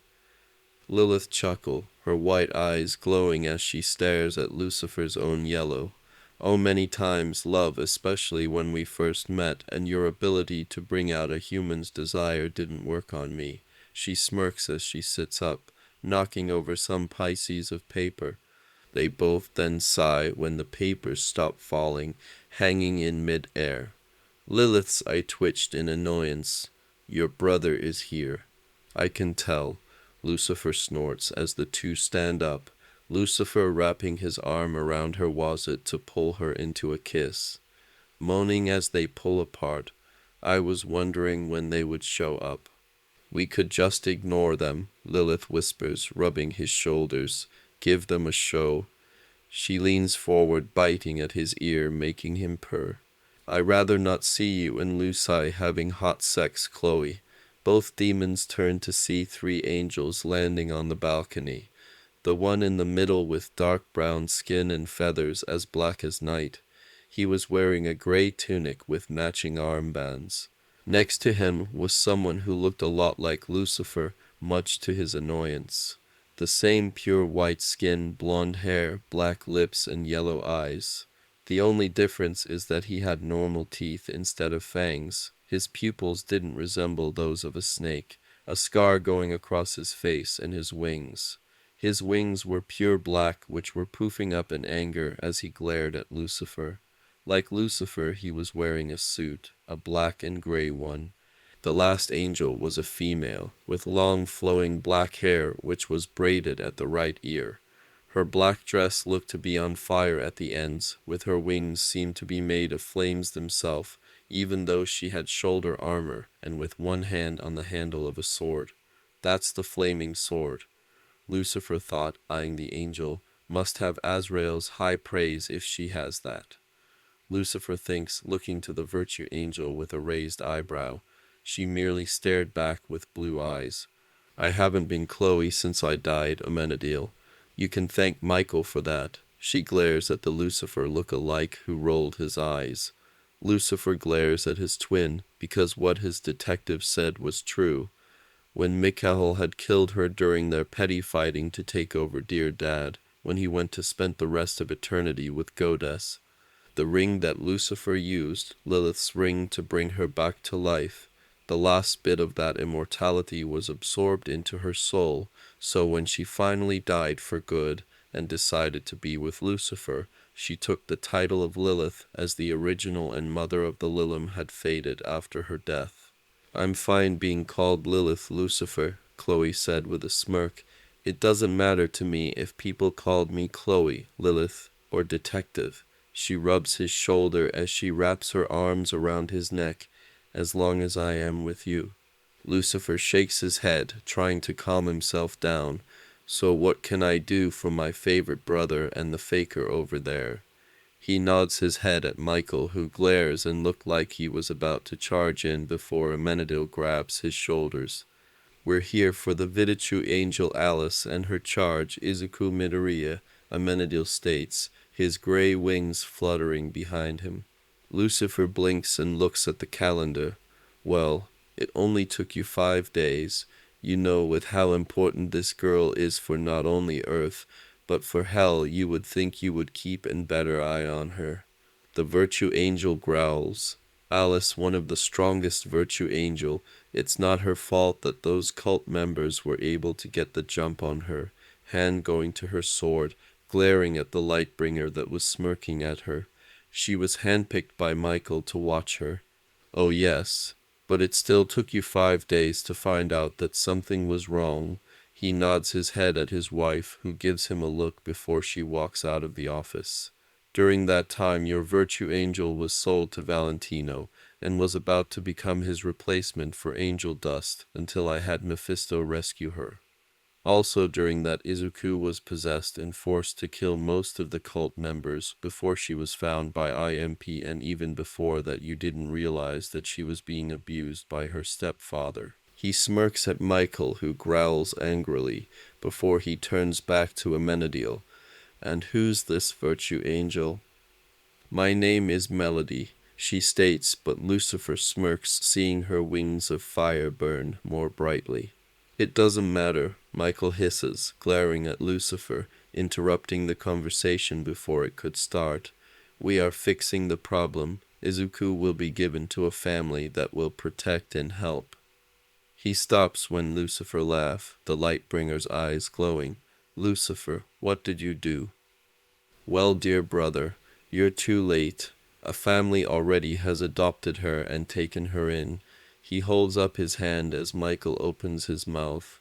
And before you say, oh, we're angels, we know better, you legally can't take her. They did the ritual. The next thing Lucifer knew, he was pinned to the wall, Michael growling at him as he grips his jacket suit tightly. What did you do to my daughter? Oh, so now she's your daughter.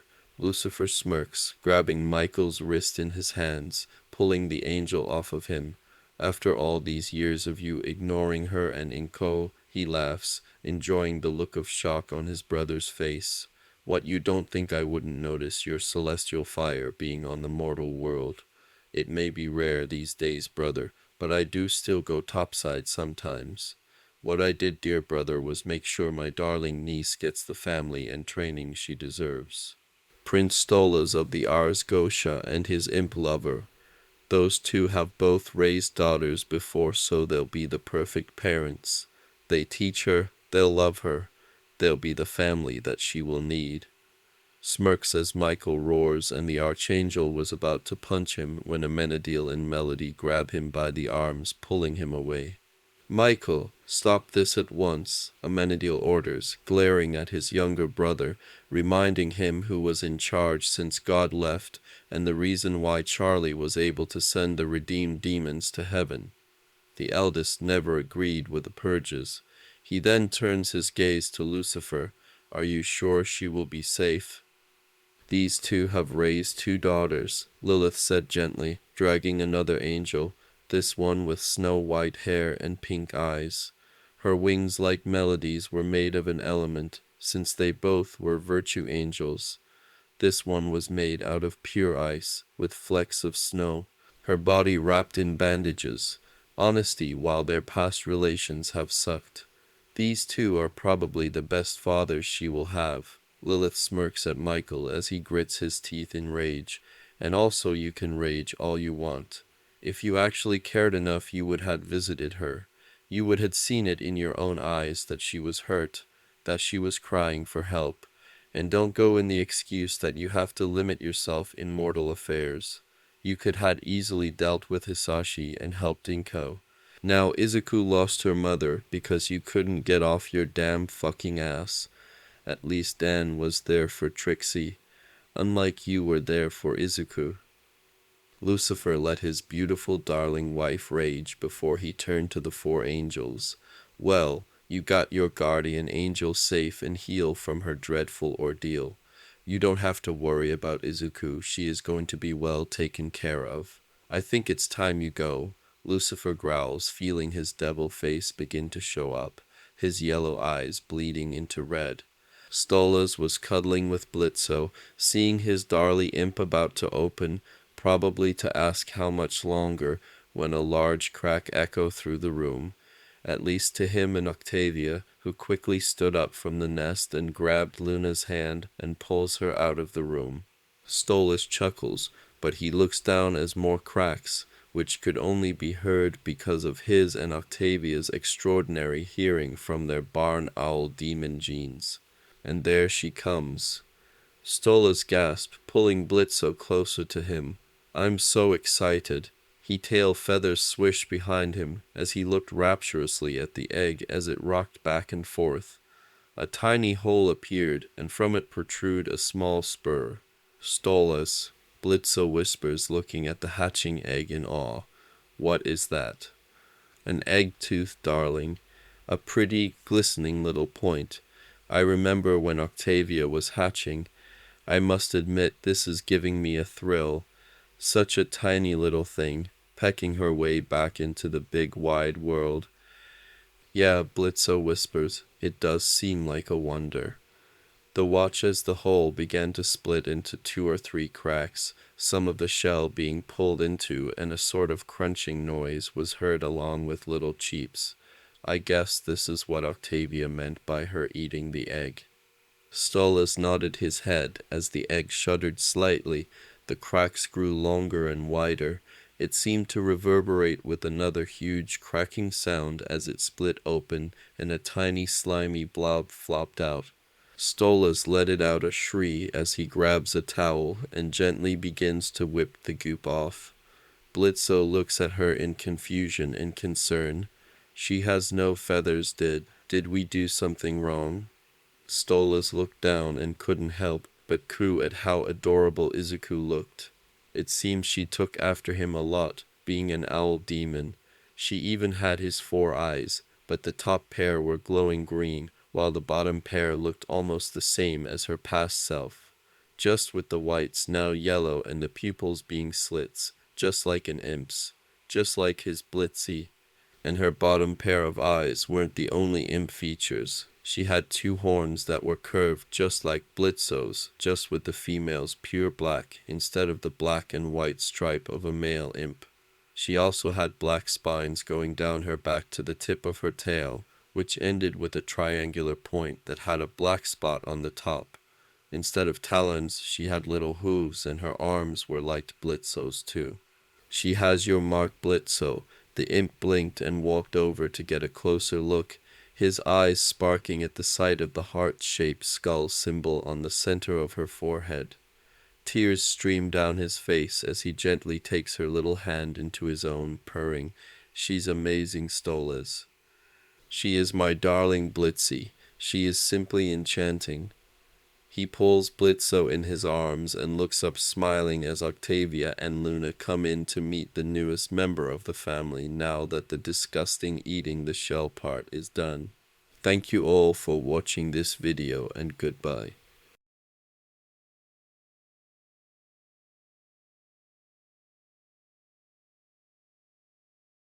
Slipping the device onto his arm, you will all become familiar with every aspect of its operation and tactical use. It is NPT, a complicated device, so even you Dahila can be able to understand it. The bull demoness growls in anger, but doesn't say anything. The primary trigger is located on the handle here. He pointed to the hand grip. This will fire the grappling line like so. He pointed the device straight up at the ceiling of the cavern they were in and pressed the button. With a popping sounds, a steel bolt, trailing a thin wire, shot from the barrel of the device and straight into the rock above. The secondary switch is located under your thumb and is used to reel the line in and out. There was a slight whining noise from the device, and the kernel was pulled several feet into the air, hanging suspended before them. After dangling there for a second, he pushed the switch in the opposite direction and lowered himself onto the platform again. Pull the trigger for a second time to release the grappler. As he pressed the button, the bolt released from the ceiling above. With another high-pitched whine, the line reeled back into the unit at lightning speed, the pointed bolt snapping back into place. Individually, these devices can be used to scale vertical surfaces or to descend safely from the elevated positions, but a pair of grapplers can and will be more useful. He walked back over to the rack and took a second grappler, snapping it onto his other arm. He stepped to the edge of the platform and fired a line toward the strange obstacles suspended from the roof. The bolt struck a concrete block and attached itself firmly. Watch closely.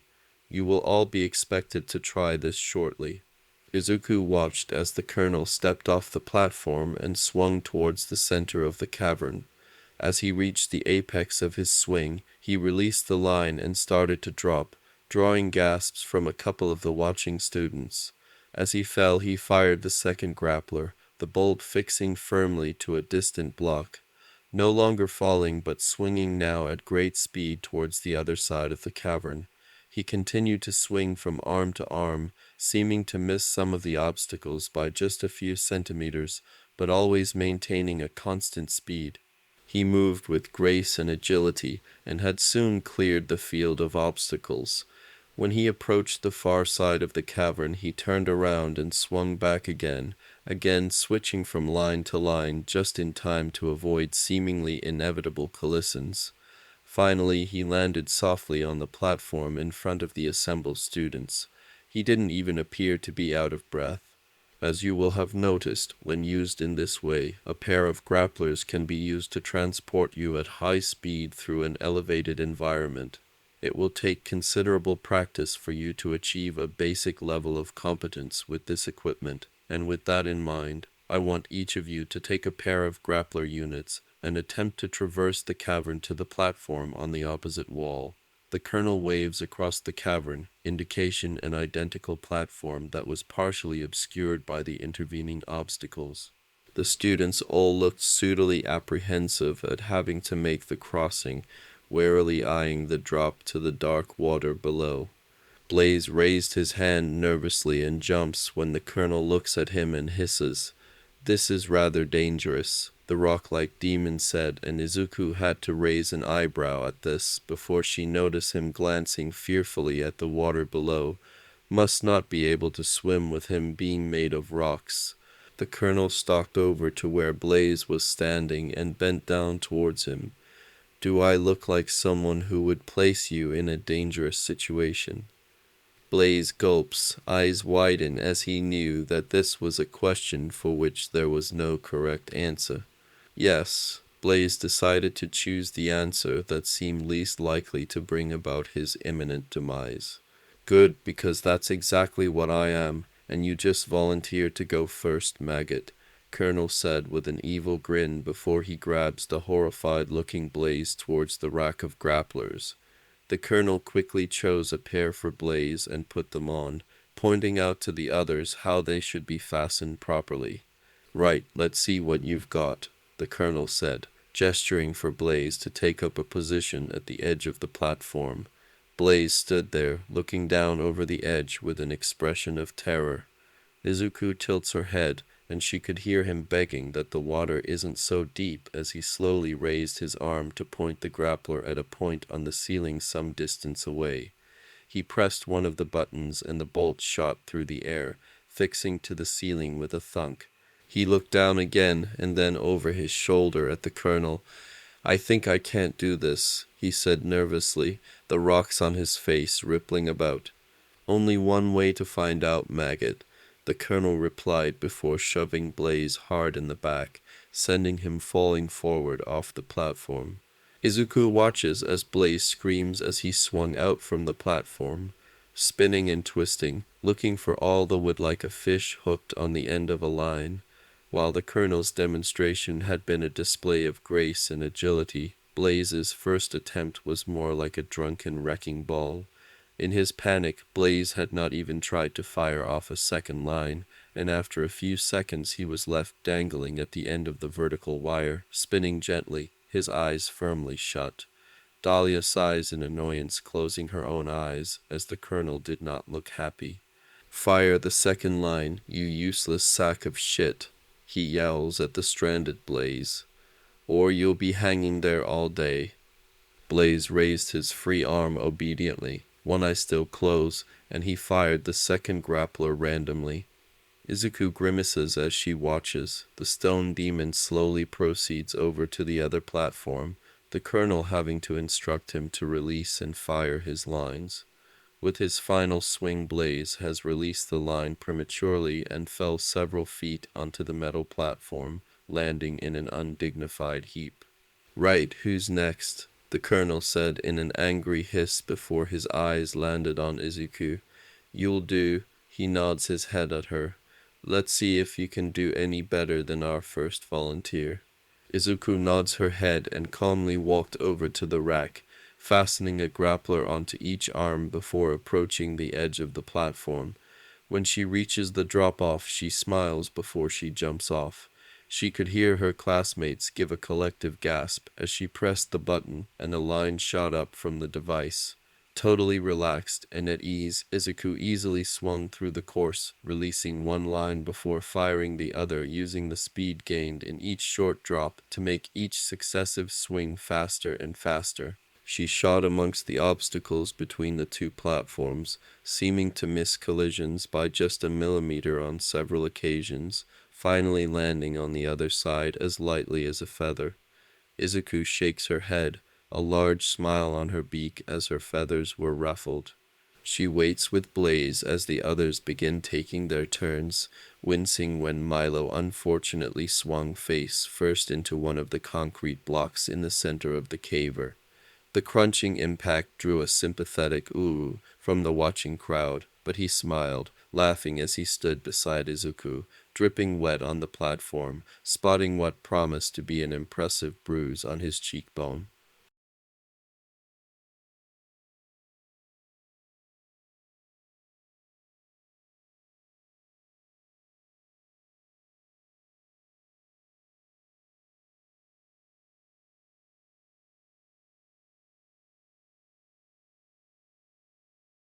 The colonel stood before them, a mild look of disgust on thick face.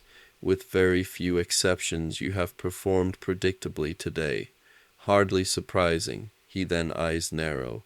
"But by the time I finished, I expect each of you prides to make the crossing in the blink of an eye and bone dry. Do I make myself clear?" "Sir, yes, sir," the students replied in unison. The colonel gave them an evil grin.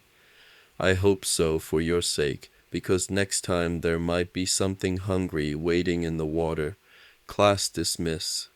"I can't believe you did so well, boss," Milo said as they walked towards the gates, PE being their last lesson for the day. Izuku shrugs, feathers ruffling. "Pop's been teaching me how to do sort of stuff. You know, twirling and spinning in the air." She then grins. "It makes Papa worry so much that he specifically made a room of it with the bottom filled with pillows and so many spells so I don't hurt myself." "I'm not surprised he would worry about you," Dahlia sneers. "I heard that demons who used to be humans are so fragile." She and Blaze laughs as they run down the pathway and Izuku sighs. One thing that hasn't changed were bullies, and Dahlia and Blaze were hers. Dahlia came from an important family from the China location in Hell, and was said to be a relative of the demon Bull King from the Journey to the West story. She always gave a fit when Izuku beat her in tests, pointing out that a human-born demon shouldn't be able to beat her without cheating. Mrs. Mayberry kept having to tell her off and scold her. Blaze was her best friend, and was the many times great-grandson of Azazel, who was a general of Lucifer's army during his rebellion. Izuku learned that if Blaze was a closer descendant of Azazel, then Dahlia wouldn't be able to boss him around. Izuku sighs as she walks over to her papa, who smiles and picks her up, nodding his head towards Asmodeus, who was picking up Hitoshi. Izuku waves goodbye to him, Artemis and Mina both, who were stepping into a limo, while her and Milo get into the carriage that Papa brought. "Why is it hard?" Papa looked down at her with confusion. She kicked out her feet. "Why do people think they can rule over other? We're all the same. Who cares about what quirk or what your status is?" "Ego, really, my little Nova." Papa looked at her sadly. "People, especially demons down here, love to lord over the power they have over others." "It's stupid," Izuku mutters, and Milo nods his head.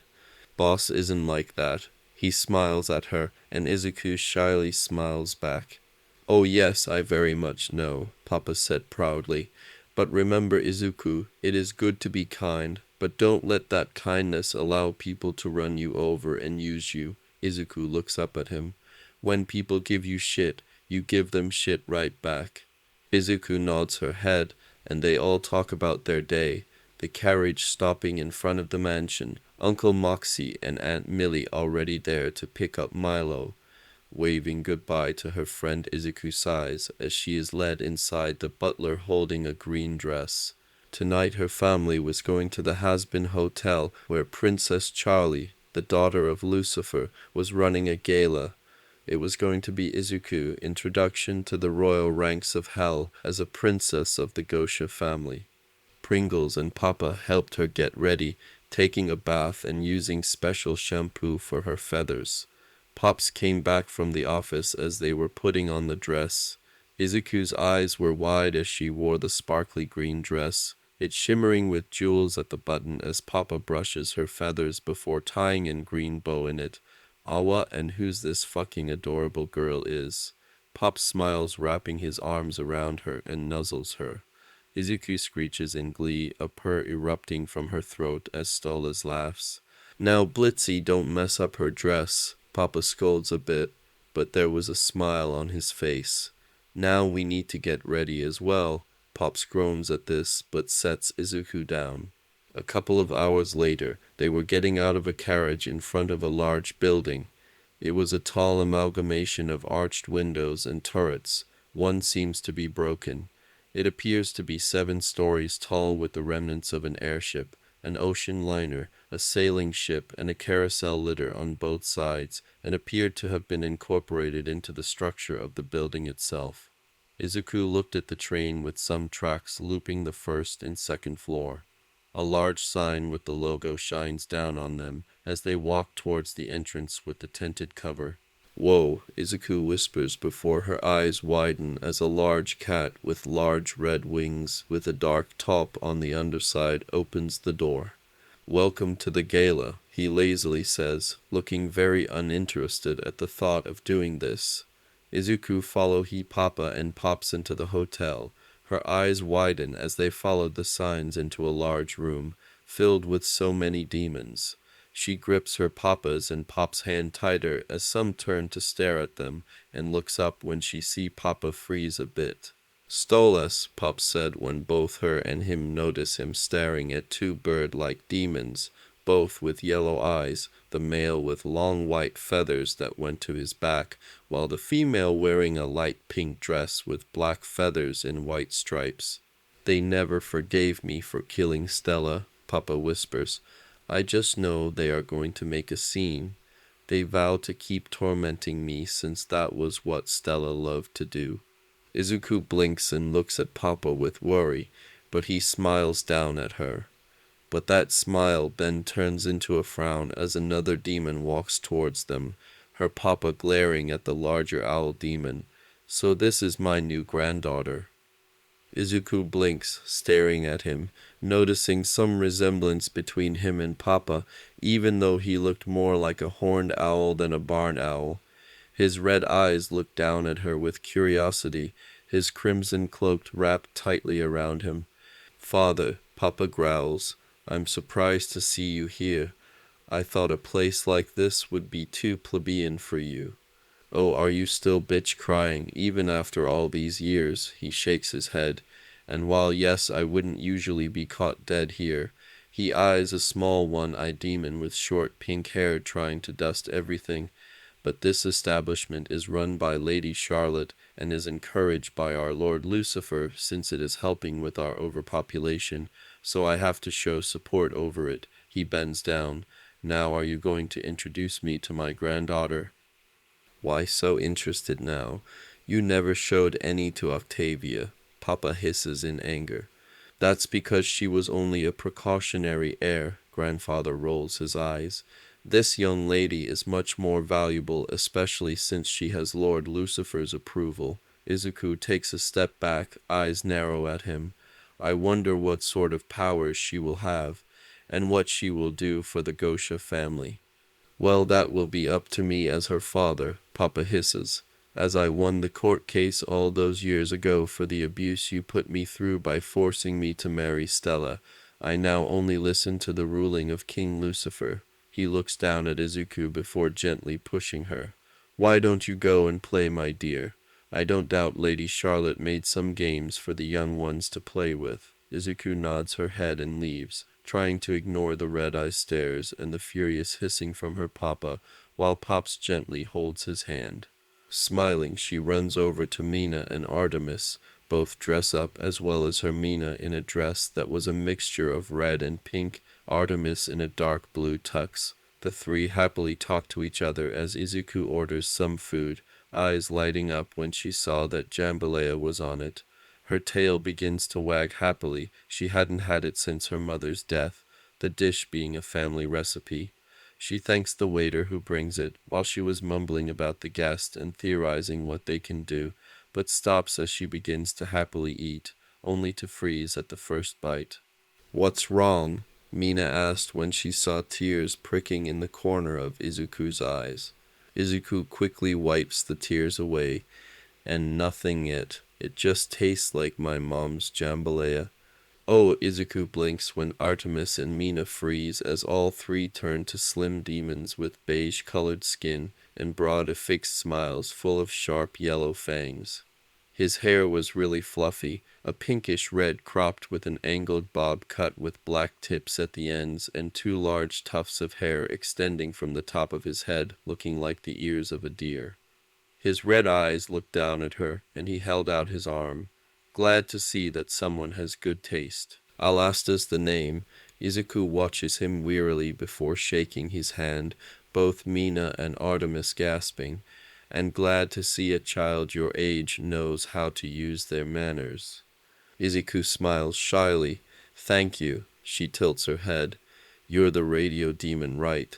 I like your analyst show, it's really good. A red glow surrounded him, and he tilted his head as well. Oh, have I met a fan? Now that is very much splendid. I like heroes, Izuku shrugs. Used to go hero hunting, so I can watch the fights. She jumps a bit when he snaps his fingers. Now I remember where I seen that green messy bush before. He laughs loudly, making Artemis' ears pin to his head. You're that little girl who seems to be at every hero fight in Musatafu writing down in a notebook. Izuku rubs the back of her neck, not noticing the wide-eye stares from Mina or Artemis. Yeah, I love watching them. It also gave me an excuse to get away from Hisashi, but I was upset that I wouldn't be able to do any more since there's no hero or villains down here. But Pops show me your radio show and Vox's Alaster growls a bit. And it was great because you guys don't just do Japan heroes, but heroes all around the world. But yours is way better. Like Vox said that Captain Celebrity's quirk must have a secondary quirk that allows him to lift stuff like the Tokyo Sky Egg a few months ago. But the truth is that his quirk covers himself and whatever he is in contact with a force field that makes them levitate. It's also why some people think the force field can protect him from heat, cold, or physical harm. In fact, he's just levitating it all away from him. Alastair's eyes widen a bit in interest hearing her speak, and he grabs a chair and pulls it away before sitting down. Izuku continues not noticing at all. When someone called your show and asked you about Best Genus sidekick Kamui Woods and asked him about his mutant quirk, you lit into the caller saying it wasn't a mutant quirk, but a transformation quirk that allows him to generate and control wood, and not just from his arms like most people think. You even theorize that he might be able to make fruit if he trains to make different wood. Alastair laughs. My aunt, you are a very interesting princess. And quite smart too, Izuku smiles. But then she turns her head to see her papa quietly arguing with the two bird demons they saw glaring at them when they came in. His eyes filled with pain and anger. If you excuse me, Izuku nods her head at Alastair before she leaves her friends and the very interesting talk she was in. Her eyes were on the two, a frown on her beak as the two laugh at her papa. It's hilarious you think we would ever stop, the female said with a shrill laugh. Especially since you just showed how pathetic you really are again. You adopted a human child, she glares. It doesn't matter who she is. She a lowly human that you tainted the Gosha even more with. Izuku growls at this, blue flames flickering off her tail as it lashes. She felt her heart beat harder as the male shakes his head. Seriously, Stolas, aren't you tired of this?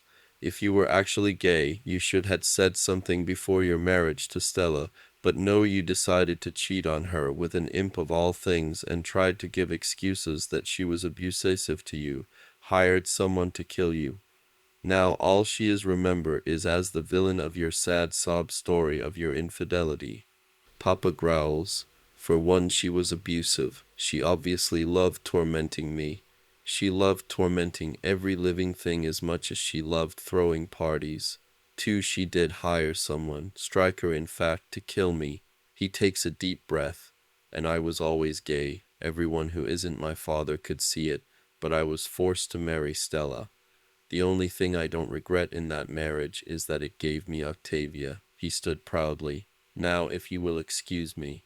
And speaking of Octavia, the female screeches loudly, making lots of the guests turn towards them. None of them noticed the flames started to appear on the tips of Izuku's horns.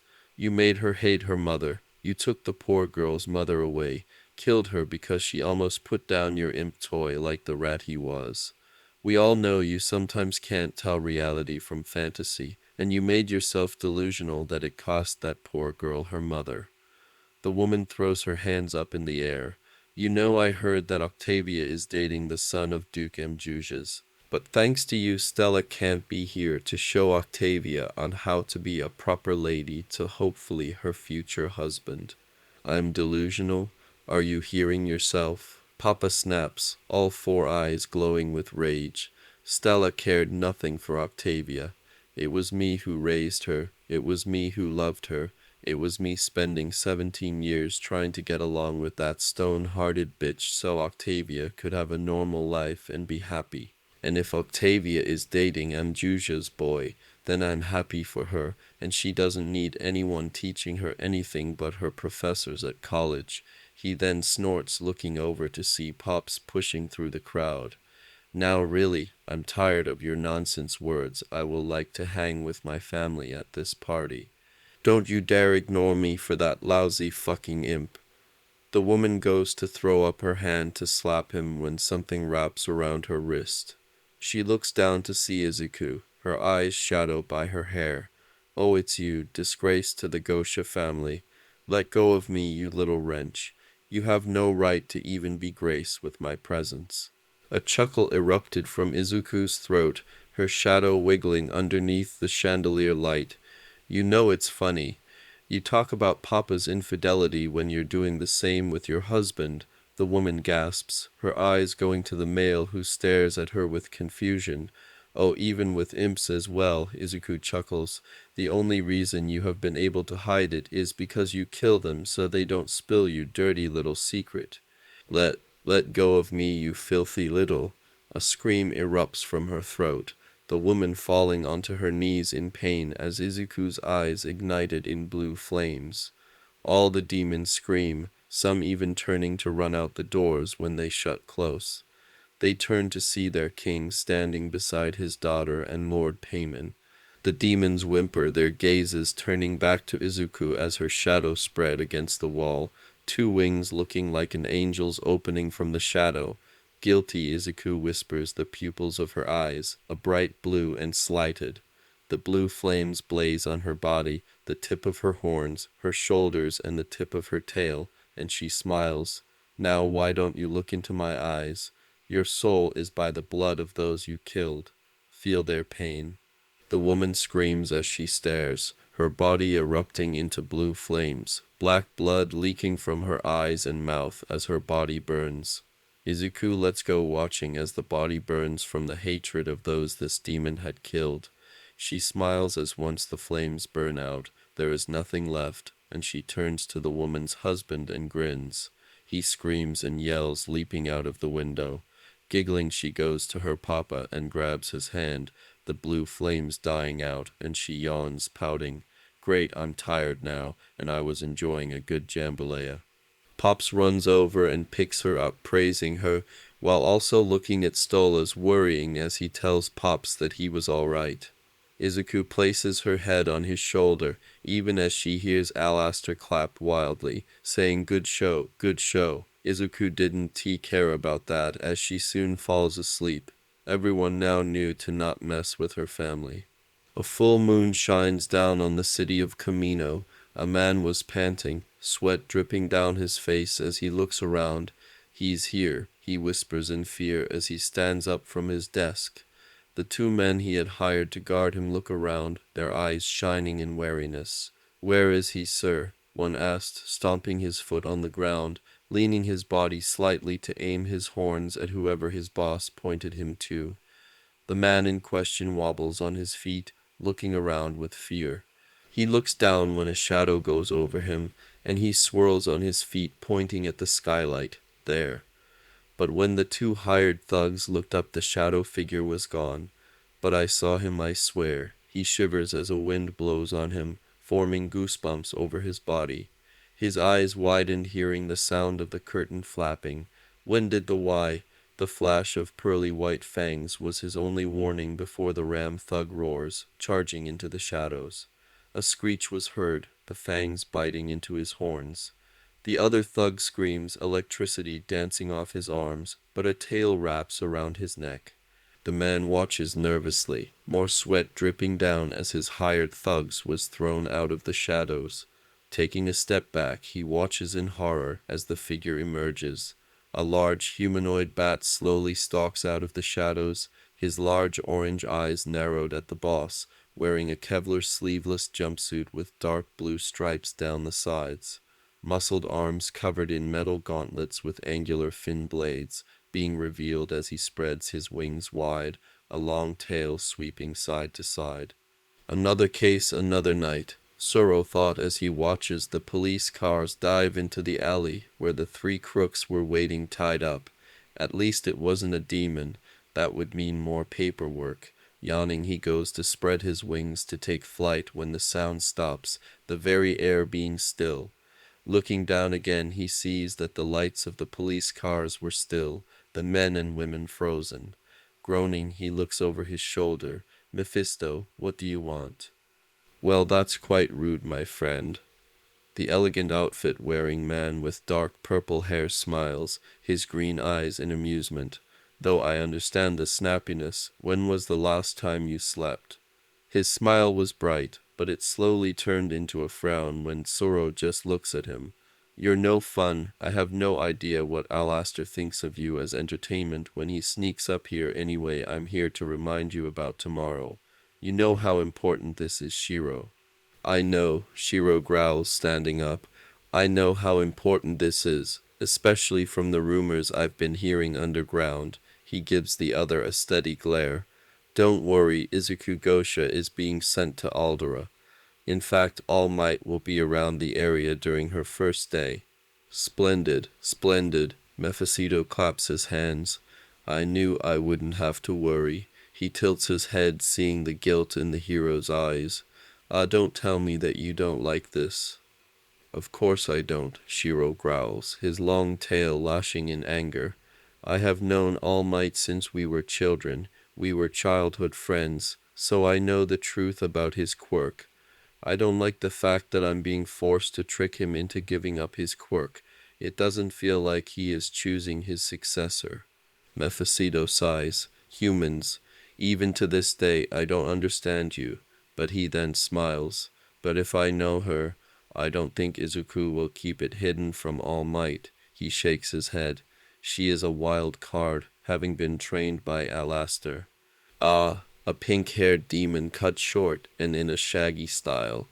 Blood spits out of his mouth. His long black claws grip the chain-link fence angrily.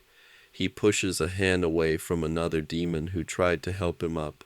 "You fucking bitch. I'm going to kill you." "Aha, and you don't know how many fucking times I heard that before," Izuku scoffs, crossing her arms. The young girl was no longer 8 years old, but was now 14. She was lanky with curly black feathers tinged with green, the back tied up in a ponytail, wearing a dark green hoodie with a red skirt, black biker shorts underneath. Her hooves click on the ground in annoyance. Dude, one person holds him back, looking at the demoness with eyes filled with fear. Isn't she the princess being trained by that freaky radio dog guy? Are you sure you want to be messing with her? I thought he was a deer, another demon said, but the pink-haired demon scoffs. Who gives a shit? I'm going to mess with this bitch up so much, he then leers. Oh wait, I don't have to, someone already did, didn't she? Izuku stills, feathers curling as her yellow and green eyes glare with hatred at the other. Oh, did I hit a nerve? Everyone knows how that Von Eldritch bitch had her as her little play. He screams as a blob of acid hits him in the face. Hey dorks, you're messing with my pal.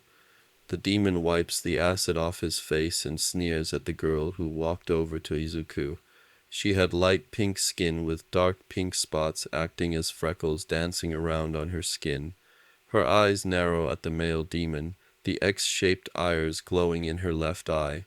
Her dark pink hair bounced at each step she took, wearing her purple crop top and dark brown jeans. Are you looking for a fight? It looks like you idiots are. Why don't you three idiots get off my turf before I smash you idiots into the pavement?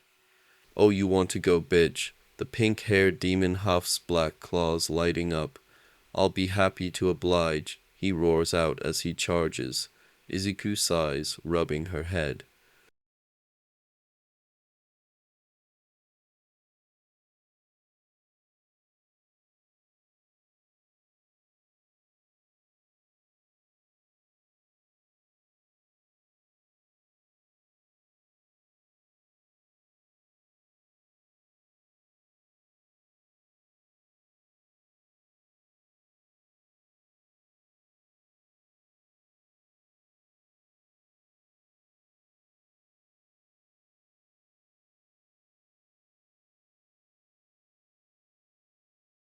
Izuku Gosha, Mina Ishido.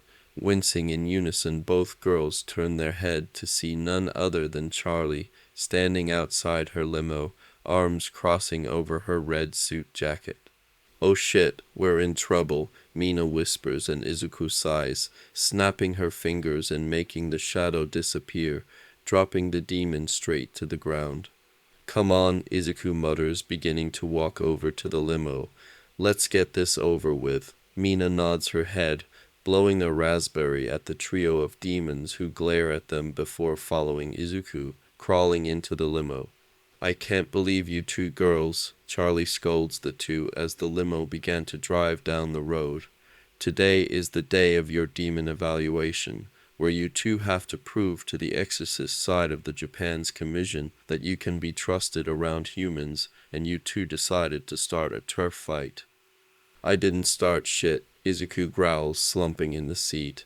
I was walking towards the hotel and saw the damn bastards messing with some poor birds. I know this is hell and all, but fucking up with the animals just for some cruel laughs. She looks away, not wanting to see Charlie's soft smile. She gives an angry hoot when Mina pokes her cheek. That's our boss, always wanting to help people. She turns to Charlie. Reminds you of someone, Aunt Charlie.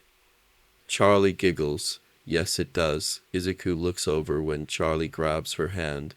Izuku, I know you're going through a hard time right now after what happened. Izuku winces as her feathers poof up in her anger. But remember, you got your family and friends to help you. Charlie smiles, just 1 year, okay? 1 year of being on your bestest behavior, and then you can be your little shit again. I'm not a little shit, Charlie, Izuku mutters, but giggles when Charlie pulls her into a hug. The two have gotten close over the years, since Izuku hangs out with Mina and Artemis a lot, or was being trained by Grandpa Alaster. Yeah, that was a crazy thing to learn that one of her ancestors summoned Alaster to make a deal to keep their child alive during the dawn of quirks. But he had taken a liking to her and had trained her in her magic, and even gave her the staff that she uses to focus her massive powers. He also taught her how to cook, which was fun and relaxing. The limo stops in front of Night Raven, and Charlie looks at the two with a smile. Good luck, girls, and just remember we're all cheering for you. Knock them dead. She then blinks. Wait, that's a figure of speech. Don't really knock them dead. Izuku laughs as she gets out of the limo, waving goodbye to Charlie as she and Mina walk through the gate of the school, their cloaks forming on their shoulders. So from what I'm told, we need to head to the headmaster's office, Mina explains with a little jump in her step. Izuku nods her head in agreement, but yelps when arms wrapped around her waist and a muzzle to her neck. She slumps in the hold of the black-scaled arms, looking up to stare at glowing orange eyes. Emmett, you bastard, she hoots as the hell dragon twirls her around, nuzzling her underneath her chin. You fucking scared me. Mina rolls her eyes, smiling and giving the two a wave before she heads to the office. Oh, how can I ever scare the radio princess of hell? He rumbles, putting her down. I don't think that's possible, my emerald, he smiles, and you can't blame me. I won't be able to see you for a full year. Izuku rolls her eyes, smiling at him. Greedy dragon, you'll still be able to see me. I'm not moving into the mortal world until I get into UA. The junior highs don't do dorms like hero schools do. And even when I do, I will still text and call you. Son of Mammon and Prince of Greed, it's my thing. He shrugs his shoulders but looks at her. Are you sure you're going to be okay? This is going to be your first time in the human world in 6 years. Izuku gives him a confusion look. I just don't like this. I understand being a hero is your dream, but I still think you're being forced into this. Izuku sighs at this, smiling, and Emmett puffs out some smoke. I'm just telling you what I think about this whole mess. I say screw them, that the humans don't deserve you after the shit they gave you. He places one claw hand on her face, bringing their heads close together. He stills when Izuku presses their lips together, their tails wrapping around each other, and Izuku lets out a chirr before pulling back. Listen, I want to do this. She rubs his shoulders, her heart pounding as she stares into the orange eyes of her boyfriend. The dragon being the one who helped her win, she shakes her head, not wanting to think of her and her silver blue eyes. I know you think I'm only doing this because my soul was made to do so, and maybe it is, but I want to help people. I want to be a hero and prove to every fucking human that ever doubted me that I can and will be a hero.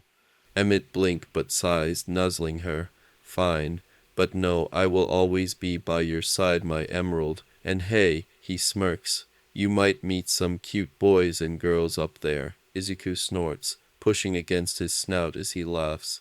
What? You can't blame me. I want it all. Money, fame, hot boys and girls. Izuku chuckles, booping her greedy dragon with her beak. Well, hot stuff, you just gotta wait a full year before I even think of introducing you to any other potential partners. They're going to have to be in the hero courses because only heroes know the truth about demons, and I don't feel like lying. Emmett chuckles before she pulls away. Now I gotta get going before I'm really late. I'll text you when school's done for the day, alright? Emmett huffs more smoke. All right, I'll miss you. Izuku smiles, giving him one more kiss before she runs off, almost crashing into the headmaster's door, but quickly opening. Crowley stares at her but smiles. Glad you can make it, Miss Gosha. Izuku smiles nervously as she stands beside Milo and Hitoshi. Besides her and Mina, Artemis, Milo, and Hitoshi had joined the demonic evaluation program. Now you 5 have signed up and have been chosen to take part of this program. For your final year of junior high, you will be going to a mortal school chosen by the commission. You will be having a watcher on you all the time. He narrows his eyes on Milo and Mina to make sure you do not only cause massive amount of deaths to the living world, but also so the humans don't realize that hell is real. Izuku grabs the file that Crowley passed to her, opening it and frowning. Aldra, huh? She frowns. That's the junior high Bakugu wanted to go to. That's weird, Milo mutters. Mine says I'm going to Salty Banks Junior High. What? Mina growls, looking up. Mine says I'm going to Musutafu Junior High. Are you splitting us up? Yes, they all stared at Crowley when he admitted without hesitation. It's not like we can just ask that a school takes more than one demon.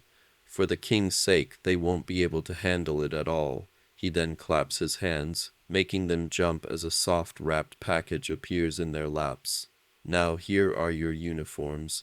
Get dressed, and then we shall open a portal to your destination. This sucks, Mina growls. I know I heard of them separating us, but I had hope with how well we did in classes they would have kept us together. It's just 1 year, Artemis growls. Then we can all sign up for the entrance exams. Where are they sending you, Artie?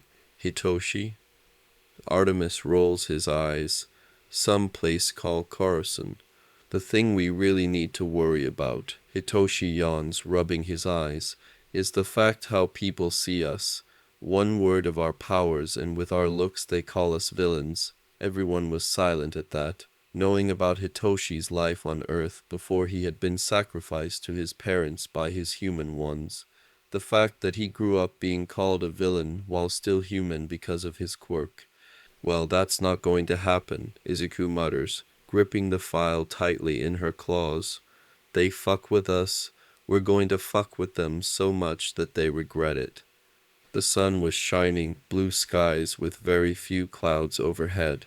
The people of Musatafu walked about, over slight puddles as Sakura petals fell onto the sidewalk. In an alley, a bright light pools from within the shadow.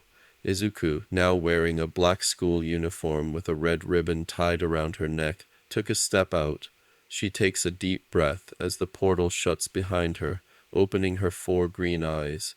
She stares a bit, her 4 claws gripping onto the straps of her bag tightly. Pull yourself together, Izuku. You can do this. Walking down the streets, she couldn't hold back the amazement about being in the living world again. Having not been here since she was 8, not even when her pops had work, not wanting to ruin her chances of being accepted into the evaluation program. Opening the file, she pulls out her phone and puts in the address of Aldera when the ground shakes as a roar rang through the air. A smile erupts on her face, heart pounding in her chest at the sight of a huge man who looks kinda like a shark was standing on top of a bridge, blocking trains as he swipes his hand. It smashes against a tower, causing sparks to fly as wires broke apart as it shatters, beginning to fall down upon the crowd below. Until a man with a muscular build, wearing a cyan cardigan that was opened to reveal his torso, ran forward. He grunts a bit as he grabs it, holding the broken tower above his head and above the crowd so no one got hurt. Oh nice, way to go Death Arms. The punching hero. I wish I had a quirk that made me super strong. Izuku pushes herself through the crowd, heading towards the front, watching as water forms in a barrier in front of them. Everyone please stay back. This is far too dangerous. Whoa, the rescue specialist backdraft is here. He'll make sure we're safe. Izuku finally got to the front, watching with wide eyes before she began to rummage into her yellow bag. Wow, the rescue specialist backdraft is here. He'll make sure we're okay. This guy must be desperate to go full monster in the middle of the city. Do you know what happened? Some amateur stole someone's bag and then got himself cornered. Izuku snorts at this, pulling out a notebook, the outside design looking close to her papa's grimoire. Opening it, she began writing details of the hero's quirks. Her eyes flick up when a bunch of girls scream. Alkamui Woods, we're your biggest fans. Another hero, appearing as if he was made of wood, flew over them. Kamui Woods, huh? must have finally left Best Jean's agency now and started his own. He may be a rookie, but he did make a big name for himself already as a sidekick. She then blinked when the person beside her commented that she had to be a fangirl, and she couldn't help but laugh a bit in agreement before going back to watch the fight. Kamui Woods glares at the villain, crouches down. Assault, robbery, and illegal use of quirk during rush morning traffic. You are the incarnation of evil. Izuku couldn't help but snort at that watching as he dodged a blow of the villain who called him a toothpick. She grins more as Kamui began to use his pencil's move when suddenly a foot slammed into the villain's face. You gotta be kidding me, Izuku mutters as her eye twitches. She stares at Yu Taikiyama, one of the many daughters of pop star singer Verisika, grinning at the crowd. Izuku frowns a bit, rolling her eyes as MT Lady brings her butt out, her barbed spade tail wagging behind her. Hi everyone, I'm MT Lady, and you don't have to worry about this bum anymore. Ugh, Izuku mutters, writing down how well MT Lady could use her quirk in the city and the drawbacks. She grows a bit more annoyed as reporters came up, mumbling about money shot. Sighing, she closes her book, her tail wrapping around it before shoving it into her back, and she began to walk out of the crowd. She freezes, though. She looks around confused before she shrugs. Unknowingly to her, dark and thick slime was oozing out of a dark alleyway. Coal tars began to build up in that area as a growl was heard. That bitch, I'll make sure she will pay for messing with me. Excuse me, Izuku hisses, holding back the urge to lunge at the secretary who kept ignoring her. Can I speak to the principal so I can get my schedule? The lady only glanced up a bit and gave her a look. One moment, girl. The principal is quite busy, you know. Izuku takes a deep breath, keeping her feathers down as she glares. Fine then.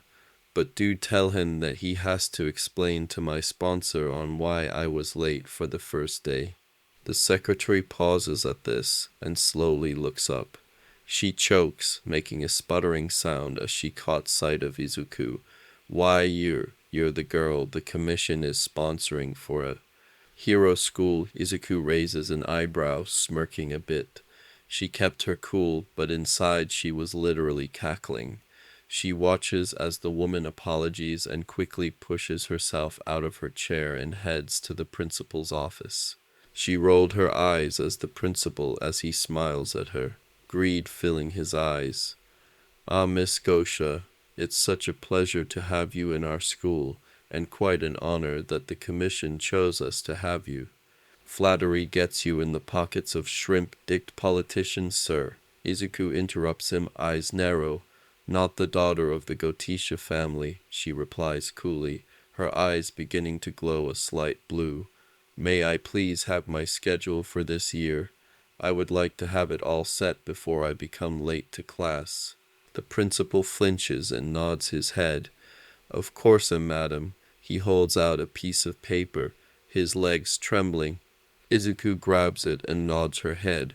You have my thanks. And with that she spun around and left the office, shivering in disgust. Damn it, I'm going to have to take a shower after this, she whispers as she walked down the hall. Many students blink at her appearance with wide eyes, but she didn't bring her head down. Had it been her younger self, still human and beaten down by the society of mortals, she would be shy, conservative, and would shrink back in the shadows. But thanks to the love and care she got from her new family, Izuku was strutting down the hallways like a catwalk, completely controlling the hallway. Whoa, who is she? I think she's new. Why would she go to a crappy school like this? Think I could date her? God, she must be a slut. Look at how she is walking, like she owns the place. Izuku chuckles a bit at hearing that as she passed a group of girls who sneer at her. By the 7 rings she heard worse shit from Blaze and Dahlia. Making her way to the classroom, she swung her bag onto the back of the seat, sitting down in her chair.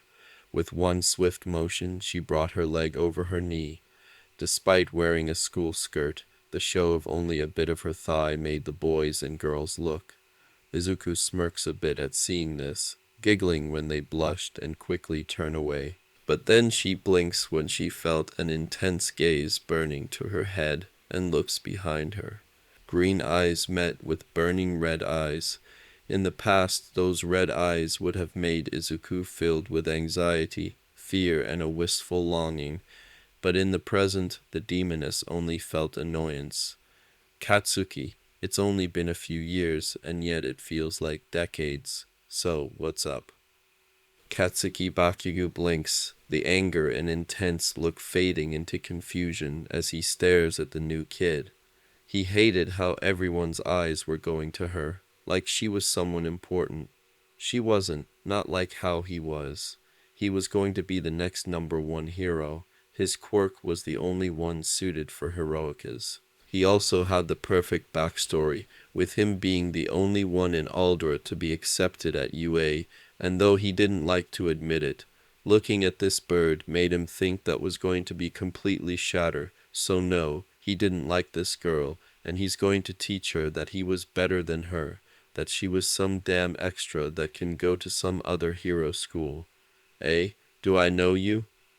Izuku stares before she hoots in laughter. Oh, this is gold, she purrs a bit, her smirk becoming a wide shit-eating grin that made some of the others fidgets. But I guess it can't be helped. I have changed since we saw each other.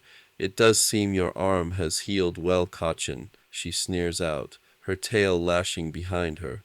That nickname, the uttering of it, fueled the blonde with fury. Deku. The old cruel nickname being spoke out loud made Izuku stop her laughter, and instead turned it into a vicious and demonic snarl. Do I look useless to you, you pathetic little sack of shit? Everyone quiets at this, staring at Izuku in shock. They all remember the little girl that had followed Bakugo around everywhere, even if he called her cruel names and used his quirk on her. The last time they saw her was when she broke his arm after he said something. None of them remember what it was, but afterwards she had been suspended, and then went missing, her mother ending up dead. But this Izuku was different. For one, she was no longer human, but looked like an anthropomorphic owl, tall and slender with a white, heart-shaped facial disc and small black beak. Her feathers were a midnight black with gradients to a bright emerald on her head, with 2 black horns curling out from the top. Her arms and hands, though, were bare of feathers covered in red scales. Midoriya, that's her. Damn, she grew hot. I thought she was quirkless. I wonder what happened. You looked like an overgrown feather duster, Katsuki snarks, his red eyes narrow at her. What the hell happened to you? Izuku shrugs, leaning in her chair as she stares at him. If you must know, I got adopted. Adopted? Who the fuck would want some pathetic waste of space like you? Katsuki snarls, but he stops when Izuku snorts. That's the best insult you got. It's so pathetic in grade school, Izuku remarks, grinning when explosions pop off Bakugo's palms. But at that moment the teacher walked in, forcing the class to settle down. Now that you're all third years, the teacher began, holding packets of paper, it's time to really think serious about your futures. I should be handing out the printouts on your desired choice, but you all want to be heroes, he smiles, throwing the paper into the air, and the other students cheer, showing off their quirks. Izuku sighs, shaking her head. She decided to be brutal, and maybe a bit petty, but as long as she doesn't kill someone, her sponsor can't be mad, and she remembers how all the others treated her when she was young. Oh, everyone here, she nodded at Bakugo. Given his record of bullying, it would be a miracle if he actually made it past the acceptance threshold. I'm no bully, Bakugo snarls, standing up. I'm just better than all the others here. You can't compare me to these losers' weak-ass quirks. Izuku snorts a bit, while some yell about what he said, while some mutter slightly, rubbing their arms in remembrance of the pain that Bakugo put them through if they try to go against him. The teacher coughs. Ah, right, you're trying for UA. Bakugo smirks, staring with malice at Izuku, who just looked bored. That's right, I aced the mock exams, and I'm the only one who's got a chance. I'm gonna surpass even that All Might bastard as top hero. He stops when Izuku laughs again. You do know that it isn't just a strong quirk that makes All Might #1, do you? She crosses her arms, her eyes glowing a bit. He's the #1 because of how kind he is, how he can make people feel safe with just a smile. You, she looks him up and down and scoffs. You would scare the shit out of civilians, though, possibly wouldn't even go and save them. You were always worried more about beating people up. And what? Bakugo sneers. You think you can do better, Deku. You will die in the exams, you quirkless. He stops as a green glow surrounded all the desks, making them float all the way to the ceiling of the room. Everyone turns their gazes to Izuku, who smirks. My pops and dad knew someone whose quirk does a literal blood adoption. She gestures to herself, using the lie they forged to explain her sudden change. Only those in the hero business knew the truth about demons, knew the truth about hell. So something's had to be fib. Their blood awakened my quirk factor. Bakugo growls, snarling before the teachers calls them to attention. All right, class, settle down, settle down. Gosha, everyone's eyes turned to Izuku when the teacher called the name. Can you please bring the desks back down gently? Sure, with a wave of her hand, she brought the desks down. Everyone scooted their desks away from her, which made her smile a bit, but she didn't pay any attention to it. Turning back towards the whiteboard and the teacher. Just 1 year of this, and then me and the others will be heading towards UA. She grips her pencil tightly in her hand, taking a deep breath. Thank you all for watching this video, and goodbye.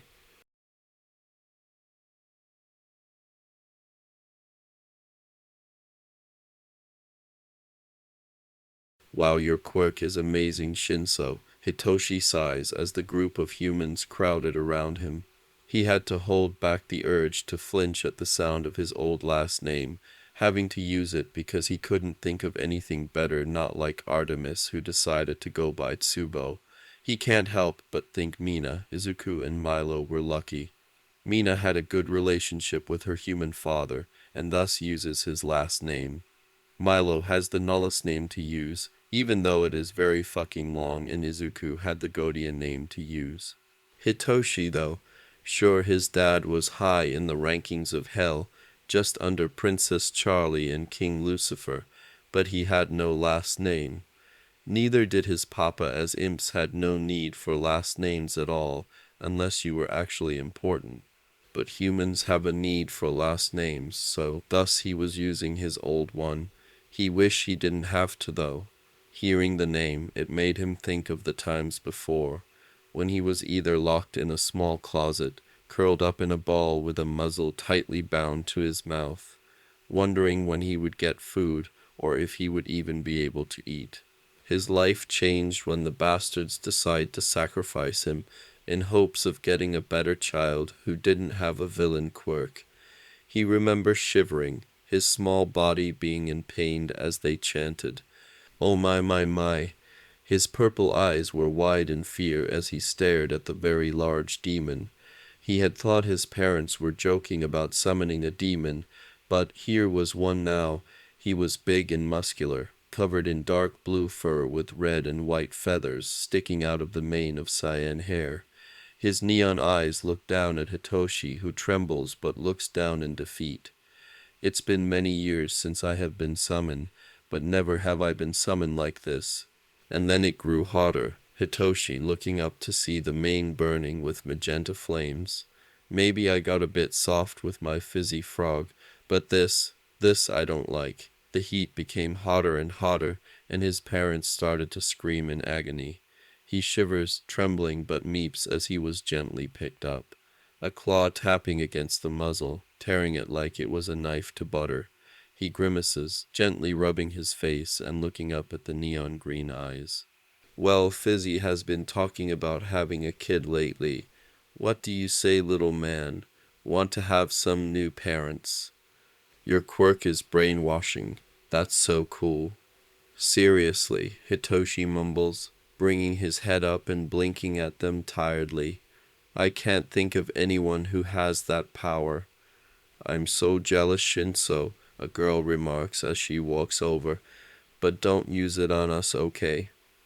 I mean, it's a given, isn't it? Look at him.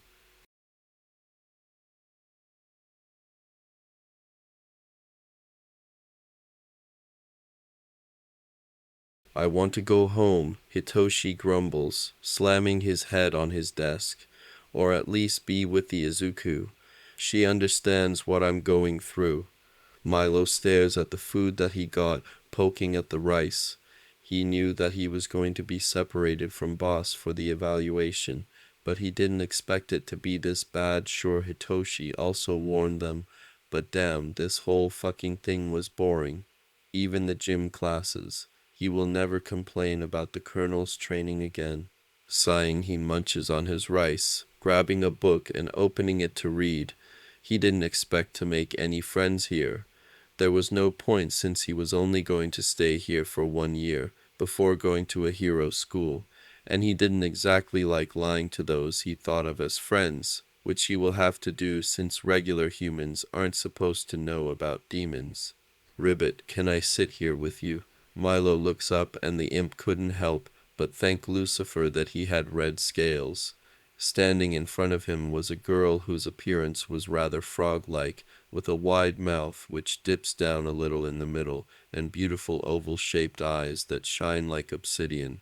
Her hair was green like Boss, but was rather an sea green than an emerald green.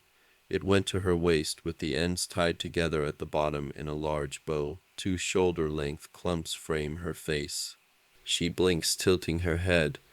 I saw that you were sitting alone, and I thought you might like some company. Milo blinks. Sure, go ahead. I'm fine with that. The girl sat down across of him. My name is Asui Tsuyu, but called Tsuyu. It's nice to meet you, Nullus name. We're in the same homeroom. Ah, Milo nods his head, now recognizing her. Nice to meet you. Call me Milo, though.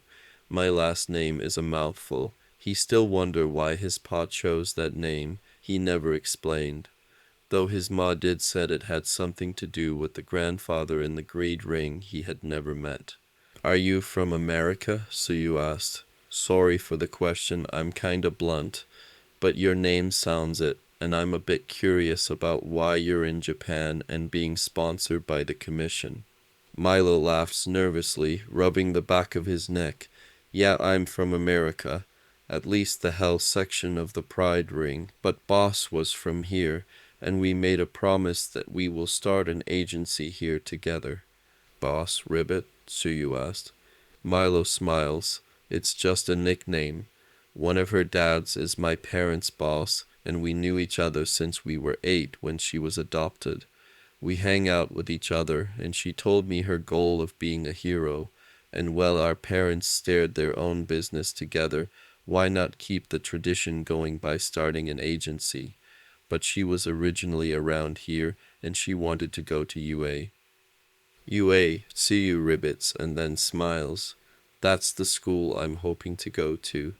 The hero course as well. Really? Milo smiles, his yellow eyes lit up. Maybe he could have a friend here. It would just hopefully be a year that he will have to lie to her. Hey, Tsubo. The hellhound looks down, looking annoyed at the bunch of humans underneath the tree he was sitting in. They held a basketball. Want to shoot a couple of hoops with us. Fuck off. Artemis growls, getting groans of annoyance and anger. Fucking mutt. His lips curled, showing his sharp fangs at hearing that. Just because he's being sponsored by the commission doesn't mean he has to be an ass. Yeah, it's not like he's Todoroki, who is a legacy kid. Artemis' ears twitch at that, and he sits up. Hanging around Izuku a lot when she came over to the hotel, or after school means he knew a lot about heroes, and thus he knew that Todoroki was the last name of Endeavor. And boy does everyone in hell fucking hates him. Lots of the people he went full out on don't usually make it, and then they all fall down to hell. The problem was that he didn't know how to restrain himself, or at least didn't realize the meaning of holding back, even on petty thieves trying to get an extra buck or just trying to get food. Pushing himself up, he leaps down from the tree and landed on the ground, nose sniffing the air, his red and white eyes narrow when he scented the smell of smoke and burning flames. It was weak, almost like a dying fire, but there was an inner strength to it, begging to be unleashed. Following the scent, he finds a boy with shoulder-length red and white hair, evenly spilt on his head. Even his eyes were two different colors, his left eyes a beautiful turquoise, while the right was a stormy gray, though the left was slightly faded, with the deep burn that surrounded it. He calmly sat alone at a picnic table, reading over a book. He looked up a bit when Artemis sat down in front of him, pulling out his sandwich, grinning when some of the juice drips off the meat. "Thank you, Mama B," he mutters before tearing into it.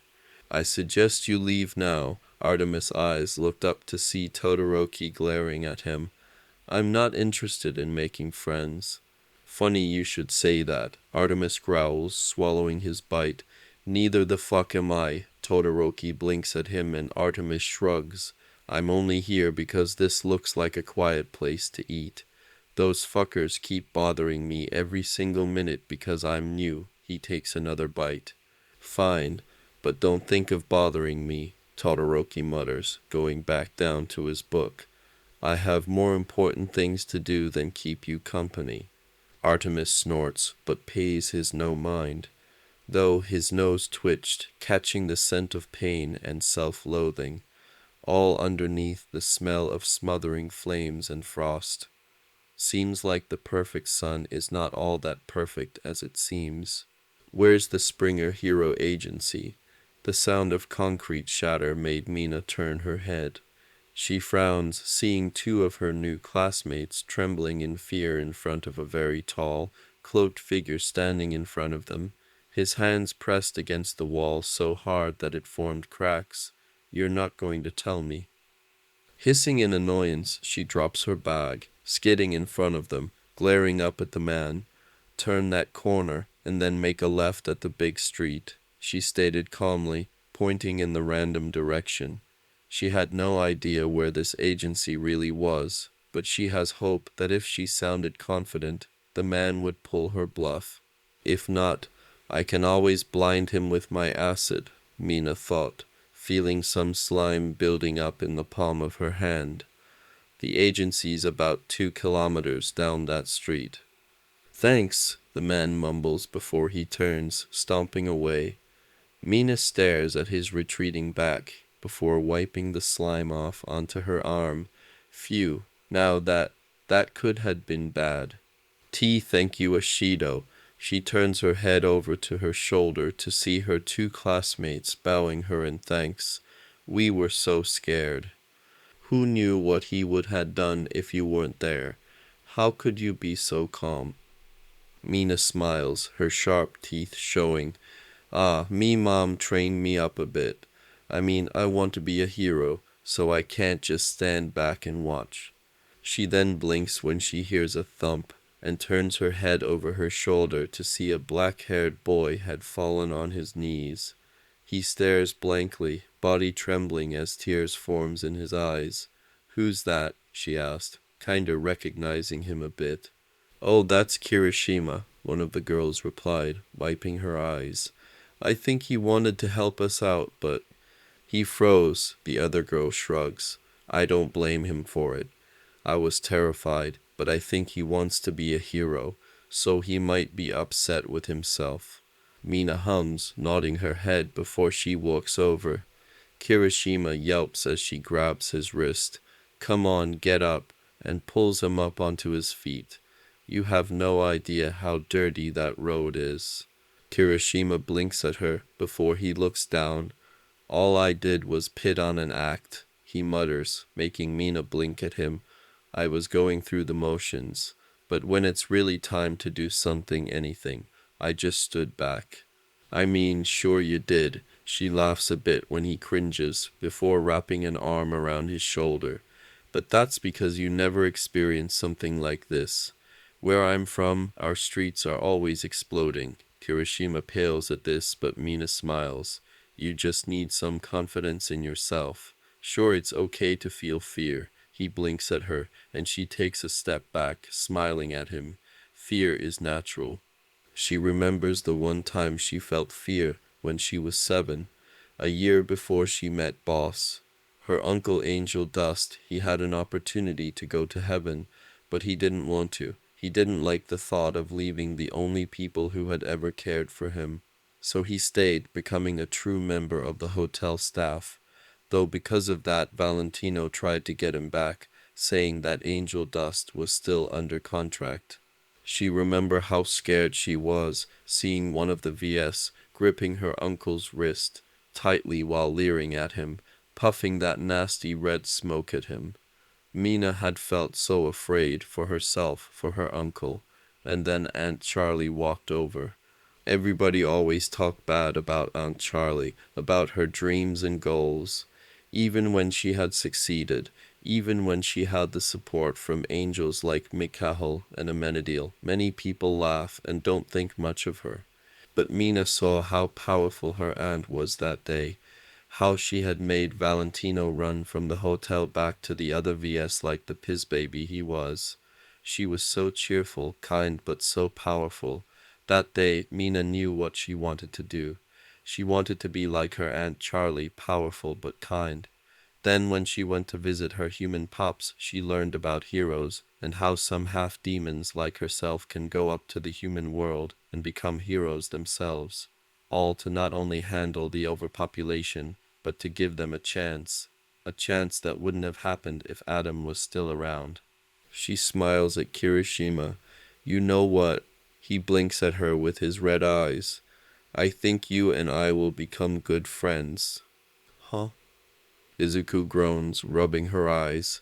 Well, that was completely boring. She yawns a bit, having to have fight the urge to fall asleep after her first day at Aldera. All the classes were just too easy, too boring. Out of all the places the commission chose, why here? I don't know, Deku. Why don't you just go back to where you came? Growling softly under her breath, she turns on her hooves to see Bakugo with 2 other boys behind him. She didn't recognize one, but she did the other, remembering him with a quirk that allowed him to make his fingers longer. She rolls her eyes. Izuku sighs. I asked the same for you, but I don't want to cause Auntie Mitsuki any more pain. What would my mom care?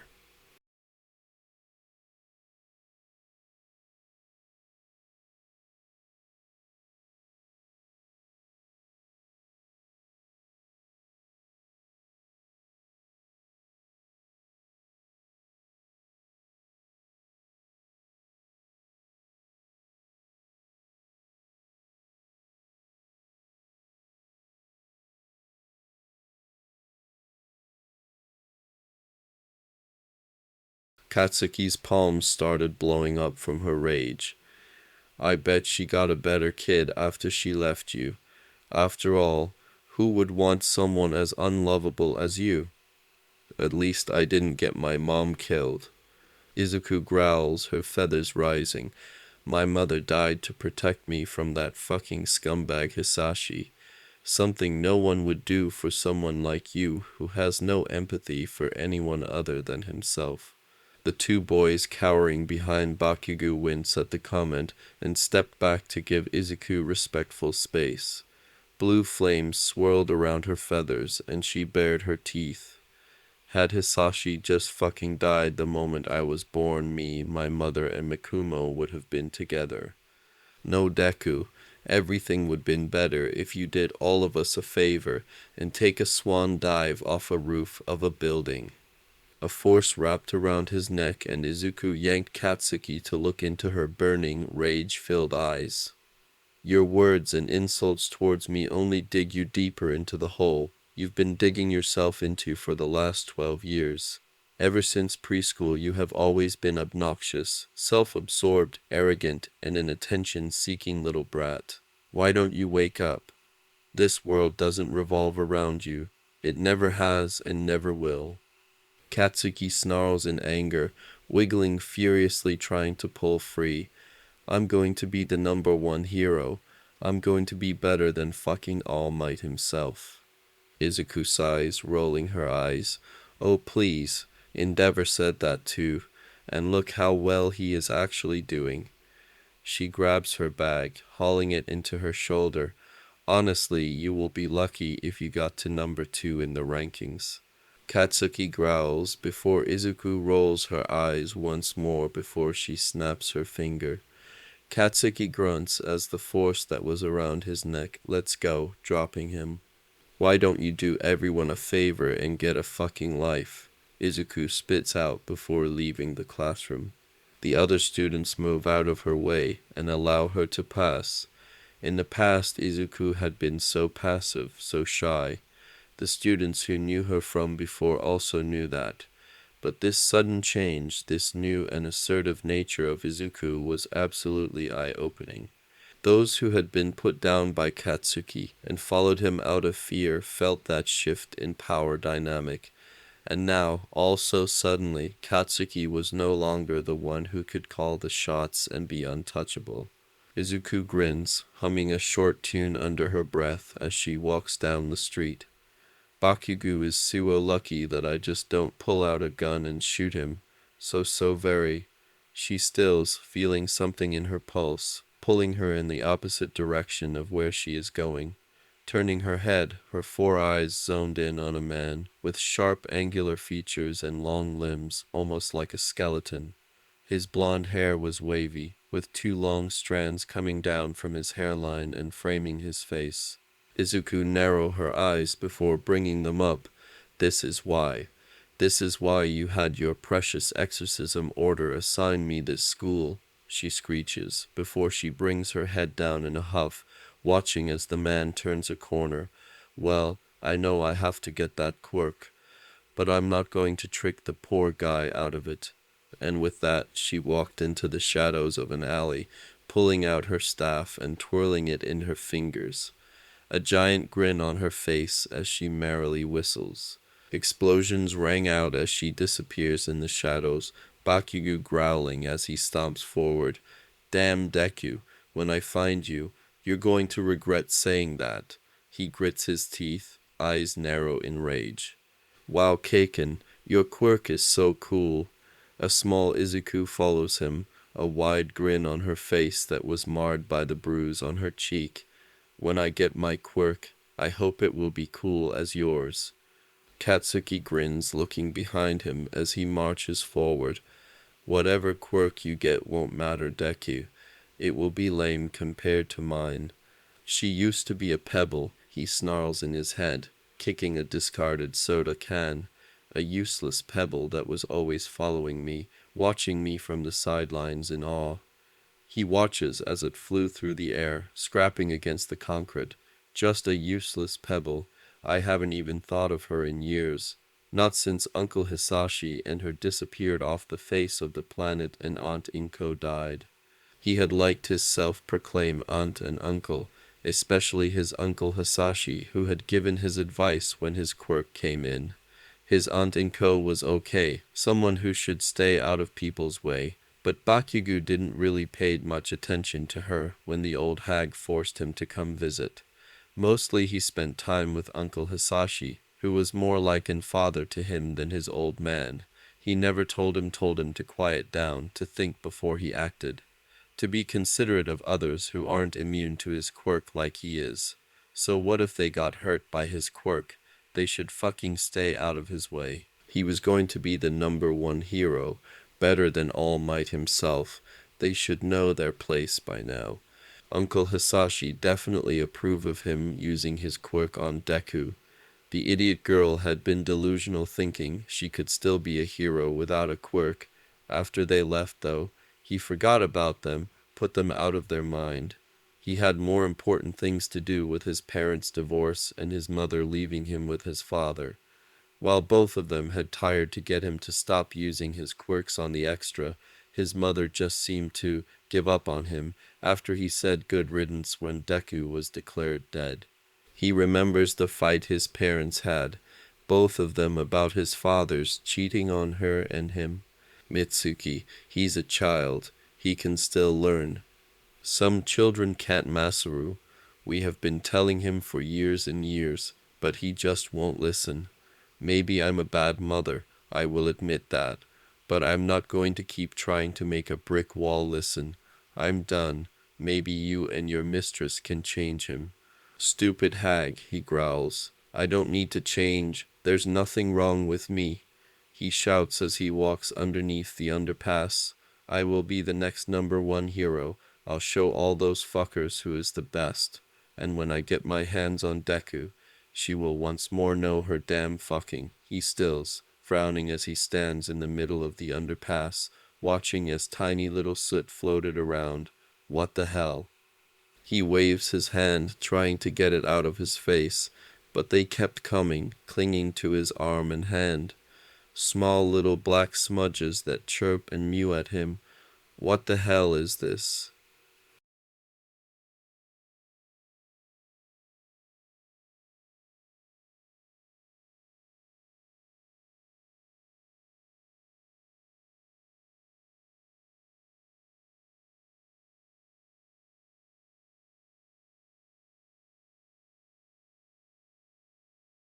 Toshinori sighs as he walks through the doorway of his apartment, staring into the darkness of the empty place. Many people would not expect the #1 hero, All Might, to live in such a place, but he did not see the reason to own a grand mansion or something like that when he was all over Japan. Even when he lived in the penthouse of Might Tower, he didn't really live there, always on the move, always having an ear out for a cry of help. It's no wonder my health has been going down more, he thought as he switches on the light. Why it strains to use one for all, why it's hard to keep a hold of it. He frowns, thinking about the last month his quirk, one for all, has seemed to pulse and wiggle inside of him, like it was excited for something. I don't think Master ever mentioned the quirk acting like this. He muses in confusion as he sits down, relaxing on the couch. He looks to the bag of groceries that he placed on the coffee table and groans, closing his eyes. Though it may be acting up because it knows my body won't be able to hold it for much longer. That was why he was here in Musutafu, taking a job as a teacher of UA. He was going to look at first-year students who will be walking through the gates of the high school and pick one of them as his successor. He didn't really want to, deep down inside of him, since All for One was now gone. Hopefully burning in hell, he smiles, as being a hero he knows the truth about heaven and hell. But he knew that if he didn't, the quirk might take matters in its own hands and jump from his body to pick a poor random person, worse a civilian. So here he was, using his connection with Nedzu to gain a teacher position and look at the fresh faces to see who will not only be the successor of One for All and to become the next symbol of peace. Speaking of teaching, I better study a bit. He pushes himself up from the couch, groaning. Just because I'm only getting this job to look for a successor doesn't mean I have to push the other kids away. Maybe I can teach this new generation. It isn't just about the fame and fortune. He blinks when a knock thudded on his door. Looking up in confusion, he slowly sat up. Who would be knocking on the door? I mean, maybe it's Tsukachi, or maybe Shiro. God, it better not be Naitai. I told him I wasn't going to choose a third year. Opening the door, he freezes a bit at the clearly demon standing in front of his door. She looked to be an owl demon imp with 4 green eyes staring at him with a wide-stretched grin. All for One is alive. Hell, Toshinori slams the door, staring with wide eyes as he coughs, blood dripping down his chin. Taking a deep breath, he opens the door again. Lo, the door was slammed again. Toshinori stares in confusion. May I speak now? Screaming and blood erupting from his mouth, landing on the floor, Toshinori turns to stare at the child that was now in his apartment. It's a pleasure to meet you, All Might. I must say, a quite pleasure. Excuse my sudden visit, but we have some business to talk. Okay, who are you? Toshinori said, closing the door behind him and pulling at one for all just in case. How do you know who I am, and what do you mean all for one is alive? Oh, I mean what I say. The girl grins, sitting down in an armchair and crossing her legs. Her smile never left her face. Allow me to introduce myself. Izuku Ogosha. The O is silent. What O? Toshinori mutters as he steps closer, tense and ready for a fight. Oh, relax, All Might. She waves a claw. Sit, sit. We have much to talk about. She chuckles. Sorry, I'm all giddy. I have been watching your videos of you saving people, either from natural disasters or villains, since I learned what a hero. I must have put at least 1 million views on your debut video alone. She shrugs. Now business. As a hero, you know about heaven and hell, right? She tilts her head, smile still on her face. About the rifts. Toshinori stares at the girl. Yes, I do know about heaven and hell. I know that rifts have been forming since the dawn of quirks, allowing demons to escape from the confines of hell, to either cause trouble and to, he blushes a bit stuttering, to get it on with humans, Izuku remarks with a chuckle. That is correct. But do you know the cause of the rifts forming? Toshinori shakes his head. It's because of old All for One, she grins. He was killing so many humans during the beginning that it caused a surge in the population. You see, All Might, sinners can only go to the Pride Ring, and his spree of power caused many people to fall. It caused a lot of problems that Charlie's Hotel couldn't fix in time, and that caused the higher-ups in heaven to worry, especially the big man. Toshinori frowns at this. Worry. Well, a lot of his followers, well, when they died, they did not pass through the pearly gates, so they're worried that when All for One dies, he could easily reform his army, only just an army of demons who can and will attack heaven on his orders, which will cause a war and bring Earth into the middle of it all. Toshinori's eyes widen at that, choking in a deep breath. But that hasn't happened. Because he isn't dead, All Might. Izuku smiles sadly at him, sorrow in her eyes as she shatters his world. You have greatly wounded him, from what reports have been given, but you did not kill him. Now trying to figure out how to not cause 100% of life on Earth to perish because of war, God had tried to figure out something. He then figures something out when he realized that the souls of the past users of One for All weren't moving on. Toshinori stares at her, blinking. You see, it isn't just the strength One for All has been collecting, but the souls of the users. Their will, their hopes, their dreams, their quirks. One for All has been collecting though throughout the years, so before God retired and gave the throne to his eldest son, Amenadiel, he forged one last soul, giving it the destiny to fight All for One, and the ability to erase his soul when they kill him.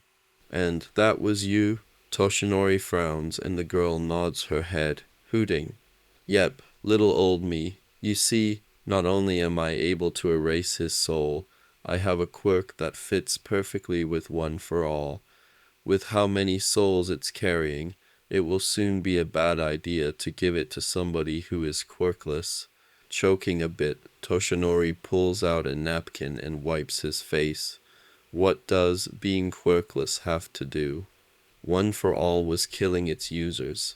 It started slowly, but humans aren't supposed to have more than one soul, more than one quirk.